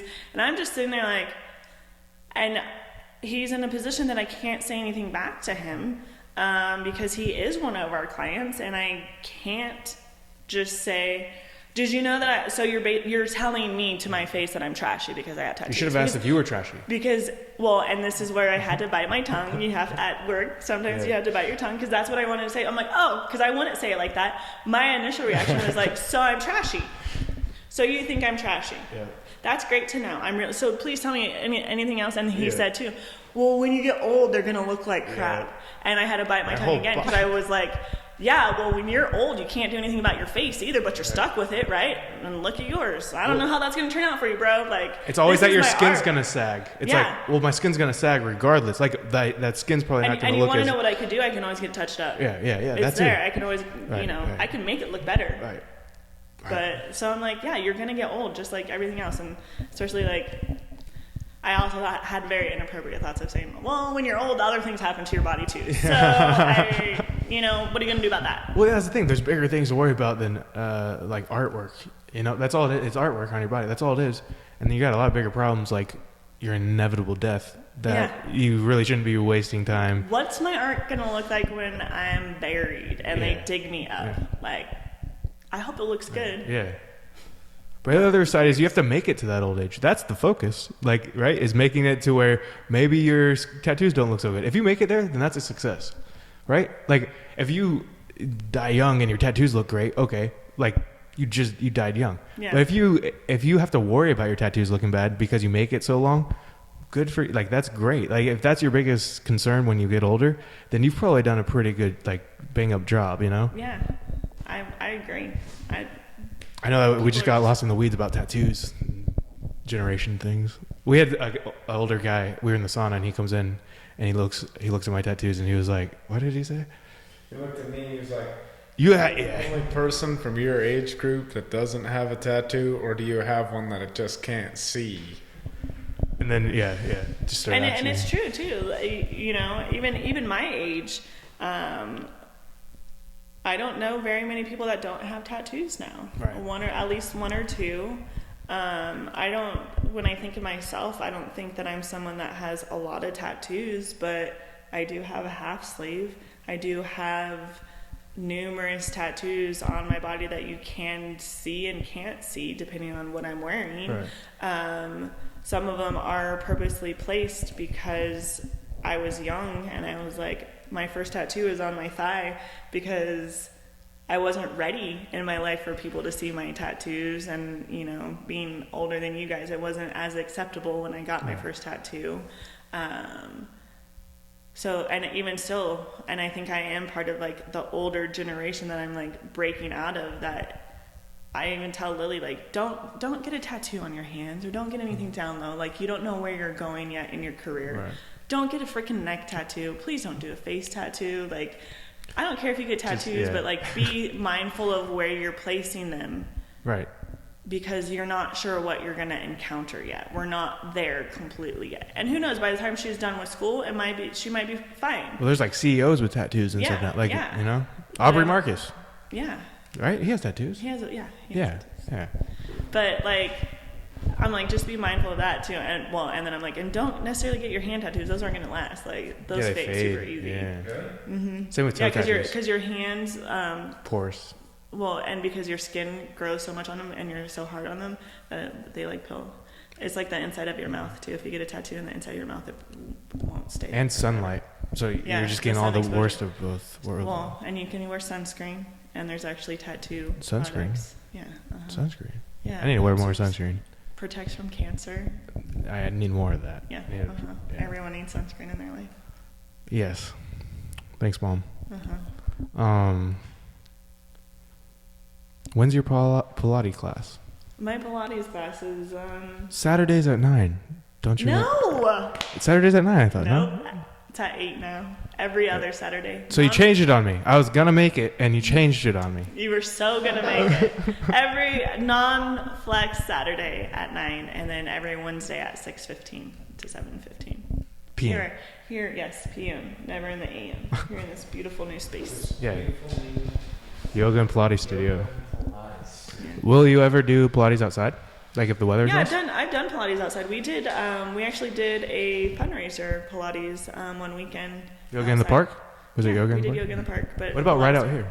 I've actually talked to Sheena, and I was like, dude, we have some good space out here. We could do it. So that is on our list, our high desert list of things to do is outdoor yoga and Pilates. Take advantage of the courtyard. So, if you could move anywhere in the world, and like you can bring Dan, you can just do whatever. You have $1 million. What would you do? Where would you move? Well, if I had $1 million and I had all the money in the world, I don't know if I'd want to move anywhere. I would want to travel the world.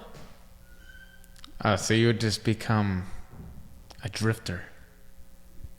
I mean, I don't necessarily know if I would be a drifter. If you have a plan, I would definitely need a plan of where I wanted to go. So you would like but just if travel around? if money was not an option, if I just had endless amount of money, I would totally love to just.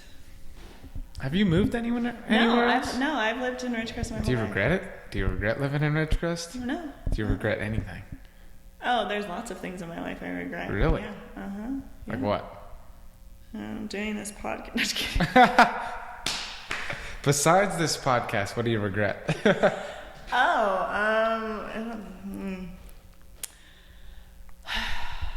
I mean, I regret not thinking about going down that hill on the mountain bike. I should have asked questions. Why? Why would you regret that? Because I broke a rib. That's it. I probably regret not taking more chances, honestly. Like what? What kind of chance could you have taken that you didn't take? Probably a million different ones. I've definitely played my life safe to raise a child. So I've had Lily in my life longer than I have not. Having her at 16 has really impacted my life decisions. Do you think you did a good job raising her? I kept her alive, and I can't keep a plant alive. She's a good person, right? Yeah, she's an amazing person. I think she's one of the best people I know. She's so smart and super funny, and maybe I have a little bit to do with that. Hopefully I influence her in some things. I can tell she has a good heart. She's one of those people that, like, just from looking at them from a distance, you're like, yeah, that's a good person. Yeah, she's, I'm really excited to see what she's going to do with going to school and where her journey of becoming an adult takes her, because I'm super excited. Like, I think that's one of the biggest questions that I've gotten is, do you have empty nest syndrome? Like, are you sad? Are you sad yet? Have you cried? How many times have you talked to her? And I have honestly raised her with the mindset that I said earlier, that it was my job to make a healthy, good person that could contribute to society and be on her own and not I mean, everyone's gonna fail, but she's already done more than I am. She's already living in Malibu. She got a scholarship, not a full ride scholarship, but a scholarship to numerous schools, and she has gotten up and got to move and leave and start her adventure and start her career and all of that fun jazz. And that was my job. So that is how I had looked at my life the last almost cool, 18 years. So what's next? What's the next step? What now?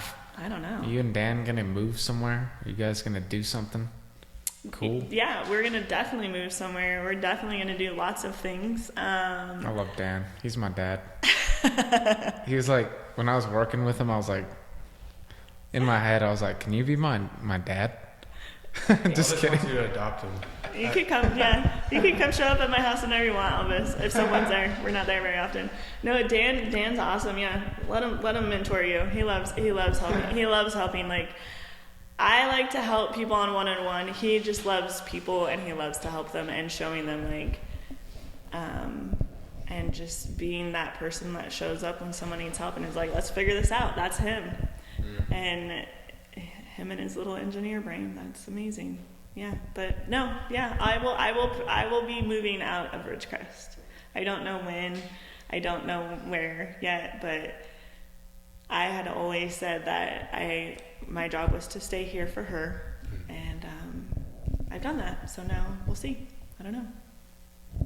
Yeah, you and Dan seem to make a pretty good team. Thanks. How long have you guys been together? 3 years. 3 years. Nice. 3 years. Tomorrow is the anniversary of us meeting. The first time we ever met. Yeah. So you guys aren't married? No. Not married, just dating. And you guys did those Ragnars together, didn't you? No, we've actually never done a Ragnar together. He's done 2 Ragnars since we've been together. I only did the road Ragnars, and he did do 1 road Ragnar. And then he's done the trail ones. The trail ones sound nice. Yeah, they do. Yeah, that is on our list of things to do, but we're both very busy. Yeah. His new job keeps him busy, and he also coaches soccer. Very cool. Well, really? Yeah. How'd you guys meet? I want to hear the story of you guys getting together. Let's hear some romance stories, man. He has light eyes. He what? He has light eyes, doesn't he? Dan. He has like light piercing eyes. He has, yeah. Those light eyes got you, like you were saying earlier. They did. They got me. They are the window to the soul, like you said. They are the window to the soul, and he's got beautiful green eyes that have this like really cute flicker in them. Yeah, I love them. So Lily has a part in me dating Dan. One of my good friends is a head soccer coach for IWB Soccer, and Dan was an assistant coach and helping out. And Kelly had suggested to Lily first, because Lily was playing soccer, not for Dan, but for IWB Soccer. And she had said, hey, Dan likes the outdoors. He is always hiking. He does Ragnars. I think your mom should meet him. And Lily said, but he's brown. My mom doesn't date brown boys. Lily was very young at this time. Yeah. And she was very right. I had never dated anyone that had any color to their skin. They had always just been super white boys with light eyes. And then Kelly kept persisting, and Lily said, well, he does have 2 nice cars. And he is really, really nice. So the two of them had come and talked to me, and Lillian's like, well, I think he's nice. You're just not gonna like him because he's brown.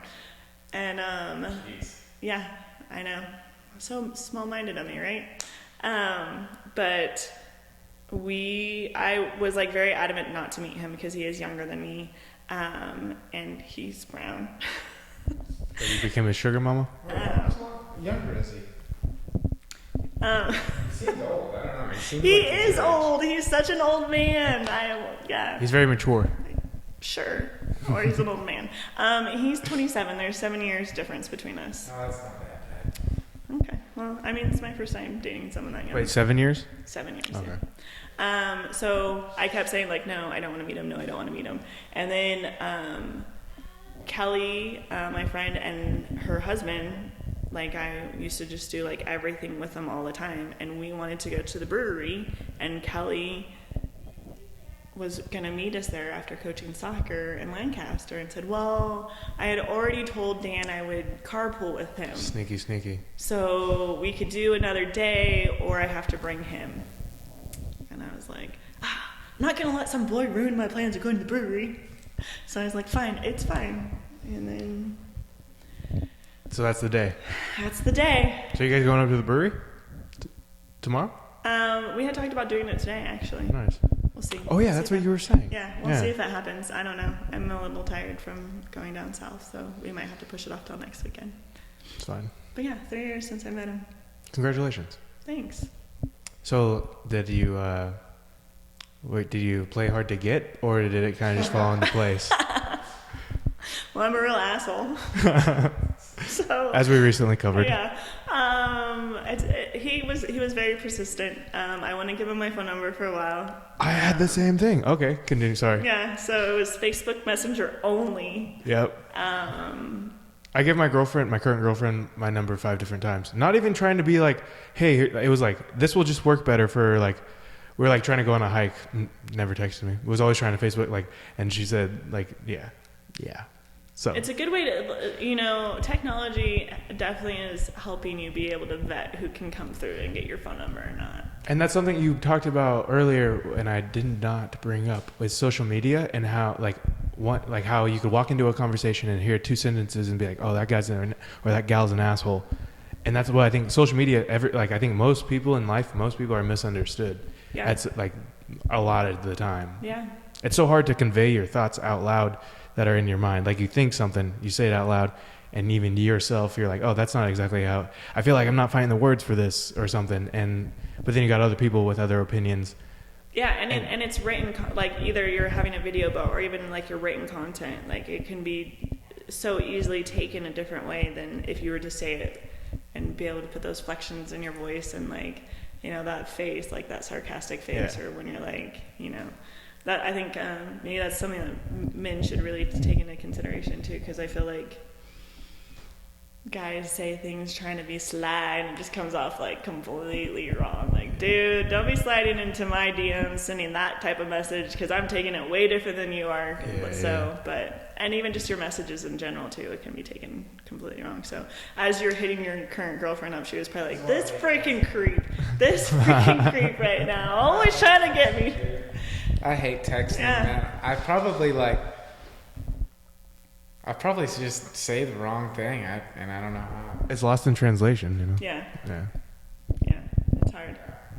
Do you have any advice for anyone, like specifically fitness or mental health or anything in particular of like, I always say, and Joe Rogan has brought up many times, is like, it's hard because when somebody's going through something, you sound like an asshole when you say, well, have you tried exercising? But it's like, yeah, most people have pure intentions when they say something. And when you're like, hey man, you should, like, just try this and it might work. I'm not saying it's like as easy as that, but it's something.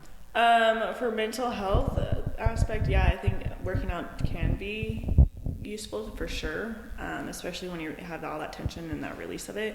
But I think that just trying something new and like not know, it's okay to say that you don't know what's going to help you or what's going to work, but being open to ideas of what could possibly help you, like exercise or journaling. Like everyone in my life gets journals from me. My child probably has a stack up to here, probably only has like 2 words written in them, but I'm a huge fan of writing. I'm a huge fan of writing in a journal, or when you're dealing with someone specific, writing a letter to that person and trying to express what it is that you wish that you could say, and not worry about being judged or being angry or whatever, and just allowing those emotions to pour out. So there's been multiple times that I would be super upset or super angry and just start writing a letter and have it, I think I'm upset about this, and by the end of the letter I realize what it is that I'm really actually having difficulties with and being able to express them.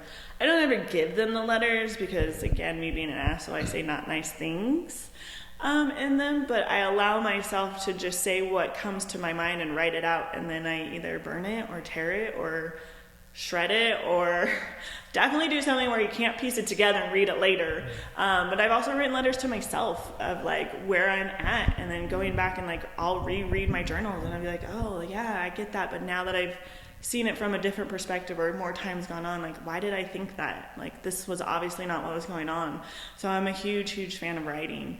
I'm a huge fan of Mother Nature.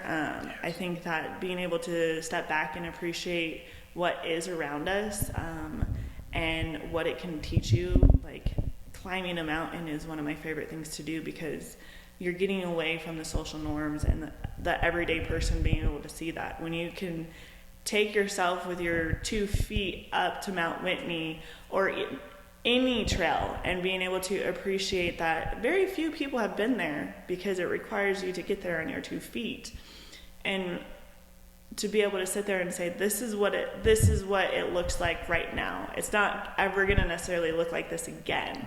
And, you know, this is where I'm at, and this is just this great feat that I've accomplished for myself. And it's never going to be the same, because the weather's not going to be the same, the trail's not going to be the same, you're not mentally going to be at the same place. So it could teach you a lot of very humbling things to be out there, but a great sense of accomplishment at the same time. Yeah. And because I've pushed through, and I've started hikes that I couldn't finish, and really beat myself up over that. Like, I physically should be able to do this. Why am I not able to? Like, what am I not doing in my life to, like, whatever? Or even sometimes like hurting yourself on a hike, and acknowledging that you have to turn around because you're just going to do more damage to yourself than good. Well, it's a perspective shift. Like you realize how small you are in the world, and you see this giant, vast Mother Nature for what it is. I think speaking from personal experience, and probably most people can attest to, what gets them down a lot of the times is rejection. And I think that comes from lack of confidence in certain, like we all go through those valleys. And I think working out or getting outside in nature and getting that meditative, where all that's released, where you're not worried about rejection or what society or an individual has to say about something, you're more confident, because for like so many reasons, like you release of that stress, and biologically there's chemicals released that make you feel better. Mm-hmm. Like you're definitely not going to feel worse after working out. You might feel sore, you might feel tired, but mentally the next day, all these things, your body might be sore and tired, but you're never going to feel like, oh man, I really wish I didn't. Like really those days, regret that workout. Yeah, those days that you're like, I really don't want to work out today. And then you go do it, and halfway through or at the end of it, you're like, man, I couldn't see my day going, like, this is the best thing I could do for my day. Yeah. I agree.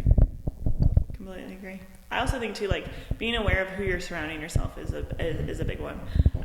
Choosing who your friends are, that you're choosing to have quality time. Like you guys have found each other. You guys have the spark between your loving, growing relationship you guys have, which I think is awesome. We got to make a promo with the Robin Big best friend thing. Yeah. But it's like when you find someone that is there on a journey of like, but also to be there to say like, I'm not having a good day. Right. You know, like I choose to surround myself with people that aren't super negative.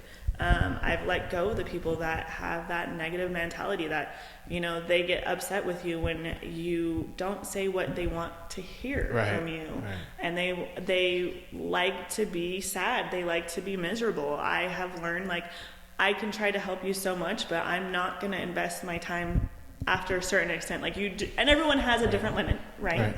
But there are definitely people in my life that I'm like, you brought nothing but drama and negative thoughts to me. And it's self-destructive. Yeah, so it's like I could only take so much of that when I realize now I feel like I'm a lot better place mentally because I'm surrounding myself around people that do try to push yourself, mentally and physically. And it shows in my happiness and not worrying, like not watching what I have to say and just being able to be open with the people that are in my life. I guess this is a question that's kind of relevant to me. When you had someone that, and yeah, I know we got to wrap it up after this. If there is a person that kind of, you had in your life and that you thought was going to be good for your life, who ended up not being good for you at all, actually really, really bad for you, like how do you deal with the resentment afterwards? How do you turn away from the resentment and all the bitterness and negative feelings and the cynicism, and how do you recover from that? And do you think it's important to also, there's a certain, the whole, like the cliche rule of if it doesn't matter in 15 years, don't let it affect you for more than 15 minutes, but like maybe longer than 15 minutes, maybe 15 days or whatever, that you have to go through that time of resentment? Or do you think that it could be avoided? I think you get less and less resentful in every situation in life as you get more experienced, and you're not like the next time somebody does something to you, you're not going to hold on to that resentment as long. You've gone through resentment before, and you realize it's not that big. Like it's not like you said, you'll move in a different direction. You don't need that negativity at some point in your life. Well, I think that's a very complex question that has a lot of variables to it. I think that a love interest is different than a friendship. Yeah. But that sometimes friendships are harder because especially if it's like a long-term friendship that is lost. Yeah, but those are hard, man. I think that for someone that you invested so much time into and you thought was going to turn out to be something good, how do you not resent them? I think really what it is that you are acknowledging all the different things. So I think acknowledging the feelings and why you felt that way, and allowing yourself to have closure to an end of a relationship. Like for me, I resented the person that I've had the longest relationship in my whole entire life with as a romantic one. At first I did resent that. But then I realized at some point, wait, yeah, I chose to stick around. I have a part in this too, but what can I learn? Yeah. Like, what can you learn from that experience? Because I think too, I love people. I'm a people person. And I think that people come into your lives to teach you. Like, I have people that have really influenced my life that are no longer in my life. I had met random ass people on this, like, bathroom of a bar that conversation or going and doing whatever activity after that or just whatever that has really changed how I look at something. So you can allow the people that you thought you were investing to just be a glimpse in that time frame, and you can appreciate them in a different way. Yes, you can say they kind of fucked me over, or they were messing with my head for whatever reason, or they were just a dishonest person.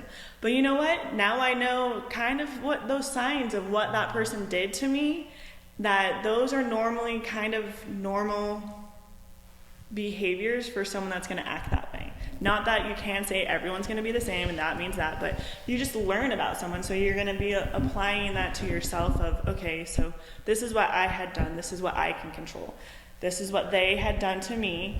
and this is what I chose to do. So maybe I don't react that way, or maybe I don't give them quite as much time, or, you know, I've learned that this part is really, really important for me to invest in someone. So I think it's just a matter of perspective of what it is that you are holding resentment against and trying to learn from it, and then applying that to yourself and how you can improve for yourself in those scenarios. And you can also make other people aware of, like, hey, you know, like, I could, like with you, like, I'm very open, like, well, this is what I learned from doing this. And yeah, I had someone do this and that made me feel like this. So you, to me, you may not realize what other people make you feel being on that other side. You don't know that other side of the story. So I think that I'm an oversharer for sure.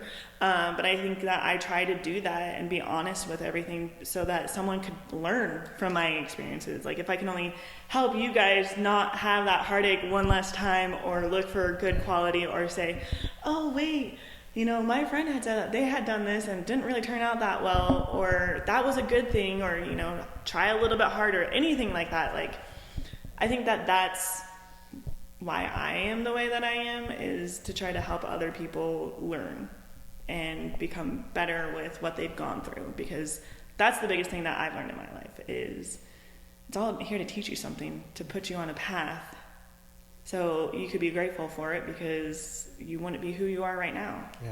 Like, if that didn't happen to you, you wouldn't be looking at things the same way, and you might have ended up with the wrong person in your life because you didn't learn that hard lesson, you know. That's, yeah, like, spot on. And I really respect your, like, point of view and opinion about things, and how open you are still. Like you said, you'll say that this, you know, so-and-so happened, this happened, but, like, you're still open to, it's not like, oh, don't do that. It's like, I really, like, I think I didn't realize this till you were just talking, but I think you're like a big, Elvis could speak for himself, but to me, you're like a big sister. Like a slightly older sister, like 29-year-old older sister. At least I'm not a mom, so I appreciate it. But seriously. And it's so funny too, because I was just telling my girlfriend yesterday that we were coming out. I was like, dude, I love the boys at my work. Like, they're so awesome. Like, they just have so much, like, and if I could just help them a little bit, like, it's just so intriguing. I enjoy that we have this friendship that we have created. And I had even said, like, you know, like, especially like with Zach, like, I poked you, like, you know, us going in there and Sienna and Kristen working out, like, you definitely weren't someone that, like, may have reached out to me the way that I reached out to you, but I was like, I like his vibe. Like, I'm someone that likes people's vibes. Like, even with Elvis, I'm like, dude, took me a little bit longer, but I'm like, hey, like, you know, and Zach being like, okay, she's not completely an idiot, so she's cool, got vetted, you know, but it's like, not completely an idiot. Not completely, just a little bit. But that's like the part that I enjoy, is like you said, like, the vibes, and like that you guys were asking, like, the questions and sharing our knowledge, you know, like, that broke down that barrier of like, hey, we're just coworkers, like, oh, hey, yeah. Oh, I'm in your way, da. So that's what I enjoy, and that, like, finding that connection, and like, if I could make your guys' day better any day of the week, that's awesome. If you guys learn anything from me, that's also super awesome. Or you can just like think like, oh, what was that one thing that Raeanne told me that one time she was talking my ear off? Like, cool, like, that totally applies right now. Like, then I feel like I've done something good for you guys, you know? Well, that's what I like. I take stuff from you all the time, and like knowledge and information, but like vibes is the perfect thing to bring up. Yeah. Talking to you, I'm in a better mood than before. Like, even if I'm in a good mood, like, it never ceases to amaze me that we were talking kind of about Sheena about it last podcast, was that she makes the vibe better. Yeah. Like, it's better to have her around than not to have her around, and that she's never off. Like, you never walk in, and I definitely do, and Elvis even admitted to it. It's hard for me not to wear my emotions on my sleeves, and you're an extrovert too, and it's surprising, like, how your mood and and it really, like, it's it's contagious. Yeah, that's what we get. But I think too that one reason that it is like that here is this is my happy place. You know what I mean? Like, I don't teach like you guys do for like, yeah, I get paid, but I don't do it for the money. I actually do this for my sanity. Like, I have another job that pays my bills. So this is a choice that I make because I like what it does for me personally, that I get to, and some of my clients too, and when I'm super tired, like I'm super grateful because I walk in, I'm like, I got no sleep, all my words are going to come out backwards, sorry, or I'm super stressed. But I also have their encouragement, like with the art show, like my Tabata ladies, I came in super frazzled like the week before, and I told them like, I'm really sorry, you know, this is where I'm at, because I'm just very open with them too. So my clients get to know me as well, so they can, I mean, I'm sure Alicia and Steve can read me very, very well when they know that either I'm mad or I've had a long day or I haven't had enough sleep. And it's always an adventure, depending on what it is. Either I'm going to be super hard because I'm mad, so I make the workout more hard, or it's going to be an adventure that I'm going to say, talking about legs, I'm going to be talking about your hand instead of your foot. You know, like just... They have seen how my mind works for so long that they can pick up on what it is. And I'm not afraid to hide that stuff. And I've actually learned that just saying like, sorry guys, bad day. Yeah. We're going to push through. Oh yeah, like I'm on my game today, so watch out. This workout might be a little bit harder. And to have their feedback, like I think that's what I love about this place, is that it's like I don't try to bring on whatever else is happening in my life in here, because my job is to make people's days, you know, like we're here to be a positive influence on people. And I guess too, that's something that I've just recently been trying to carry out, is to just try to be a positive influence on anyone's, or even like, don't be that negative Nancy on social media. Like back in the day when it first started 500 billion years ago, when you guys were small children, you know, like being that emo person that like, I don't like this, or posting weird songs or whatever, and people being like I can remember my cousins being like, you post the weirdest shit. Screamo. I'm like, whatever. Or the sad songs, and you know, songs, like I relate songs to a lot of things, so yeah. Right. I mean, I have one tattooed behind my ear because of a phase in my life, so yeah, so get away from the sad songs and everything, and just trying to put, you know, happy things out there. Well, you touch on something that's important, I think, for trainers and instructors to realize, and I just recently started coming around to it, is I used to come in trying to be on all the time and hiding what's going on, like outside too much, to where, like you said, you got to be on and you got to be ready. But if you're something you think is going to show, it's good to acknowledge it and be like, hey, like you're human. Like that's the whole thing of this podcast, is being human. Like you're a human. You're gonna like acknowledge that, and they'll understand. Like everyone has those days, and it's important. I think one of the pieces of advice I gave Elvis, which was probably backwards when he was first starting, was don't say sorry.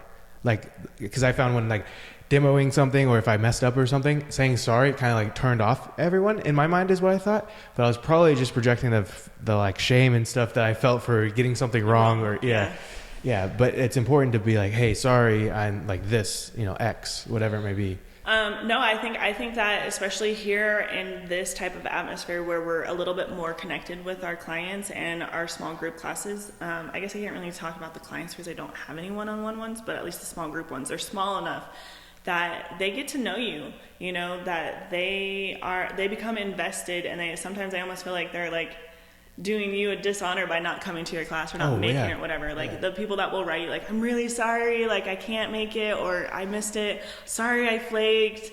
I think it's that, and they're also accountable for themselves, so they feel bad for and because then they realize too that we notice who's coming and going. Like it's not a big enough class that you could scoot in the back and no one notices if you're there or not, you know. So and I give them a hard time, like, hey, where were you? Like I saw you. Really? Hey, yeah. You do that? You, yeah. You know, it doesn't work for you. It does work on some people, but not you. It's gonna work. Now she's really getting down to it. You still just don't show up. But having that, I completely agree with that openness of just saying like, oh yeah, I messed up or whatever. Like I always say the wrong body part, always, all the time. Almost like, but you're thinking the right one, but what comes out is, I'm thinking 2 steps ahead, whatever, or you know. So, and my clients, luckily, they love me enough that they get it. I say I speak my own language sometimes. I'm like, and when someone new comes in, I'm like, sorry if I'm really tired. If it doesn't make sense, make a weird face at me, and I'll be like, oh yeah, sorry. I was like, or look at these two because they know what they're doing. Yeah. You know, like just follow suit. Like, sorry, that's not my strong suit. Saying the right words doesn't happen. So I guess I'm grateful for that. But yeah, no, I think that honesty there is is important, but you also have to know your boundaries. Like, that humorous joke you told. yes, that humorous joke, or giving too much of yourself, because you don't necessarily know what their motives are of being there, or what the information that you provide to them. Because just like anyone else, like even with friends, like the friends that I had gotten rid of, I got rid of for a reason. Like I had told them something and they had gone and told X, Y, and Z, and I'm like, wait a minute, why did you do that? Yeah. Why would you have done that to me? Not that it was anything really important, but it's still important to me. It's my life, and I didn't tell that person, so I don't think that they deserve to know that. So why are you doing that? It's the same thing with clients. You can get a little too close, so you have to find those boundaries. Life's important to have boundaries and know where they are, and sometimes you got to push them to learn where those hard boundaries are. So I think that's one too, is your boundary of what you're willing to share with your clients. That's why I think this topic of mental health is so important too, is because people hear personal trainer and they think, oh, you're physically working people out all the time, but most of it, and any personal trainer will tell you, you're like, at times you can get down to the point of being a therapist, and it is more of talking through life and being a friend almost. And like you said, you gotta know, like sometimes you gotta set the boundaries, or you gotta like kind of, you know, push back a little bit because you're giving up a lot of yourself. I think that's really important. And too, the clients as well, like, you know, perfect example is Steve. Steve started off as my client, and I probably have learned way more from him than he has learned from me. And I just recently had a conversation with him of, I knew when I became his friend. Okay. Like, there was a very, like, I had broken down some boundaries with him, and he'll probably hate me, so I apologize now, Steve. I knew I made it in with him when he cussed in front of me. Okay. I told him too just recently that I like jumped up and down in my insides of like, oh my God, I've done it. He's my friend. He sees me as a friend. He cussed in front of me because he's comfortable. Because he is so gentleman-like that it took years and years and years. And for me, I'm a cusser, so I appreciate that. Really? So yeah, just a little bit here and there. But yeah, so I really, really appreciated that from him. So, and I just recently told him that like, it's so silly that it's something that doesn't matter, but it matters to him because, you know, he does present himself in a very gentleman-like way. Right. And he, you know, he's the one that holds the door. And if you ask for help, he'll be there with open arms and anything and everything that you would ever need for him to be able to support you. So yeah, I felt like that was like a huge day for me. He's lived a pretty experienced life too. Oh yeah. He's an amazing man. Wealth of knowledge there. Oh yeah, and different perspectives on life and growing and seeing different sides, and it's important to be open to absorb that. Mm-hmm. Yeah. He explains things in the most like articulate and organized way. Yes. Like if you ever ask Steve a question, it doesn't matter how vague you are in your wording, he will take your question and give you back, you know, basically a summary of a class. You guys should take his yoga class. So was there yoga last week? Because we were gonna go, but we were moving yoga places. We'll go this week, right, Elvis? Tuesday, tomorrow, 11 o'clock. Yeah, go to Steve's yoga class. Everyone be there. Yeah, he the way he teaches yoga, at least to me, I love it. Totally makes sense. He has this way of presenting it where it gives you the confidence because you're given all this information of, okay, this is what it's supposed to be like, this is what I'm supposed to be feeling, this is what it's engaging. So just the way he teaches it, I just love it. I wish that I could get to more of his classes. Yeah. He's a good man. He's amazing. You're amazing, and I'm glad we did this. This has been really insightful. Thanks. And you are amazing. You have a great vibe. Thanks. I always like when you're around. Thanks. I'm here all the time now. I feel like just right upstairs. I feel like we've done several podcasts before. Like we've talked just on our like the other day we talked for like an hour after, you know? I know, I love it. I absolutely. It's just like that connection of just being able to throw out crazy. Well, and that's the thing I think too, like I don't feel like it's a crazy idea. Like I could tell you guys anything and like let's talk about it. Let's think about this. Like what do we think about this? And then going from there. We're So all high in openness. yes. Yes. High in openness. The psych major. So the psych major says. I just like to dissect people's personalities. And one thing I've really noticed is that I'm very attracted to people who are high in openness. Like people low in openness, I have a very difficult time communicating with. Because they reject you a lot. No, like, you know what I mean? Like, people that aren't open are going to reject any idea coming in. Not any idea, but right? Yeah, I mean, you kind of have to know how to, like, be on the surface with them. And, like, people who are high on openness aren't very good at being on the surface. Yeah. I agree. I don't know. So that's what I... That's a good point. Well, thanks for doing this, Raeanne. We appreciate it, and I'm sure, hopefully it'll help somebody, or you know, create a mindset. I think it will. Hopefully, maybe. Who knows? Thanks, Ryan. Thank you very much. Cheers on your grand adventure podcast life.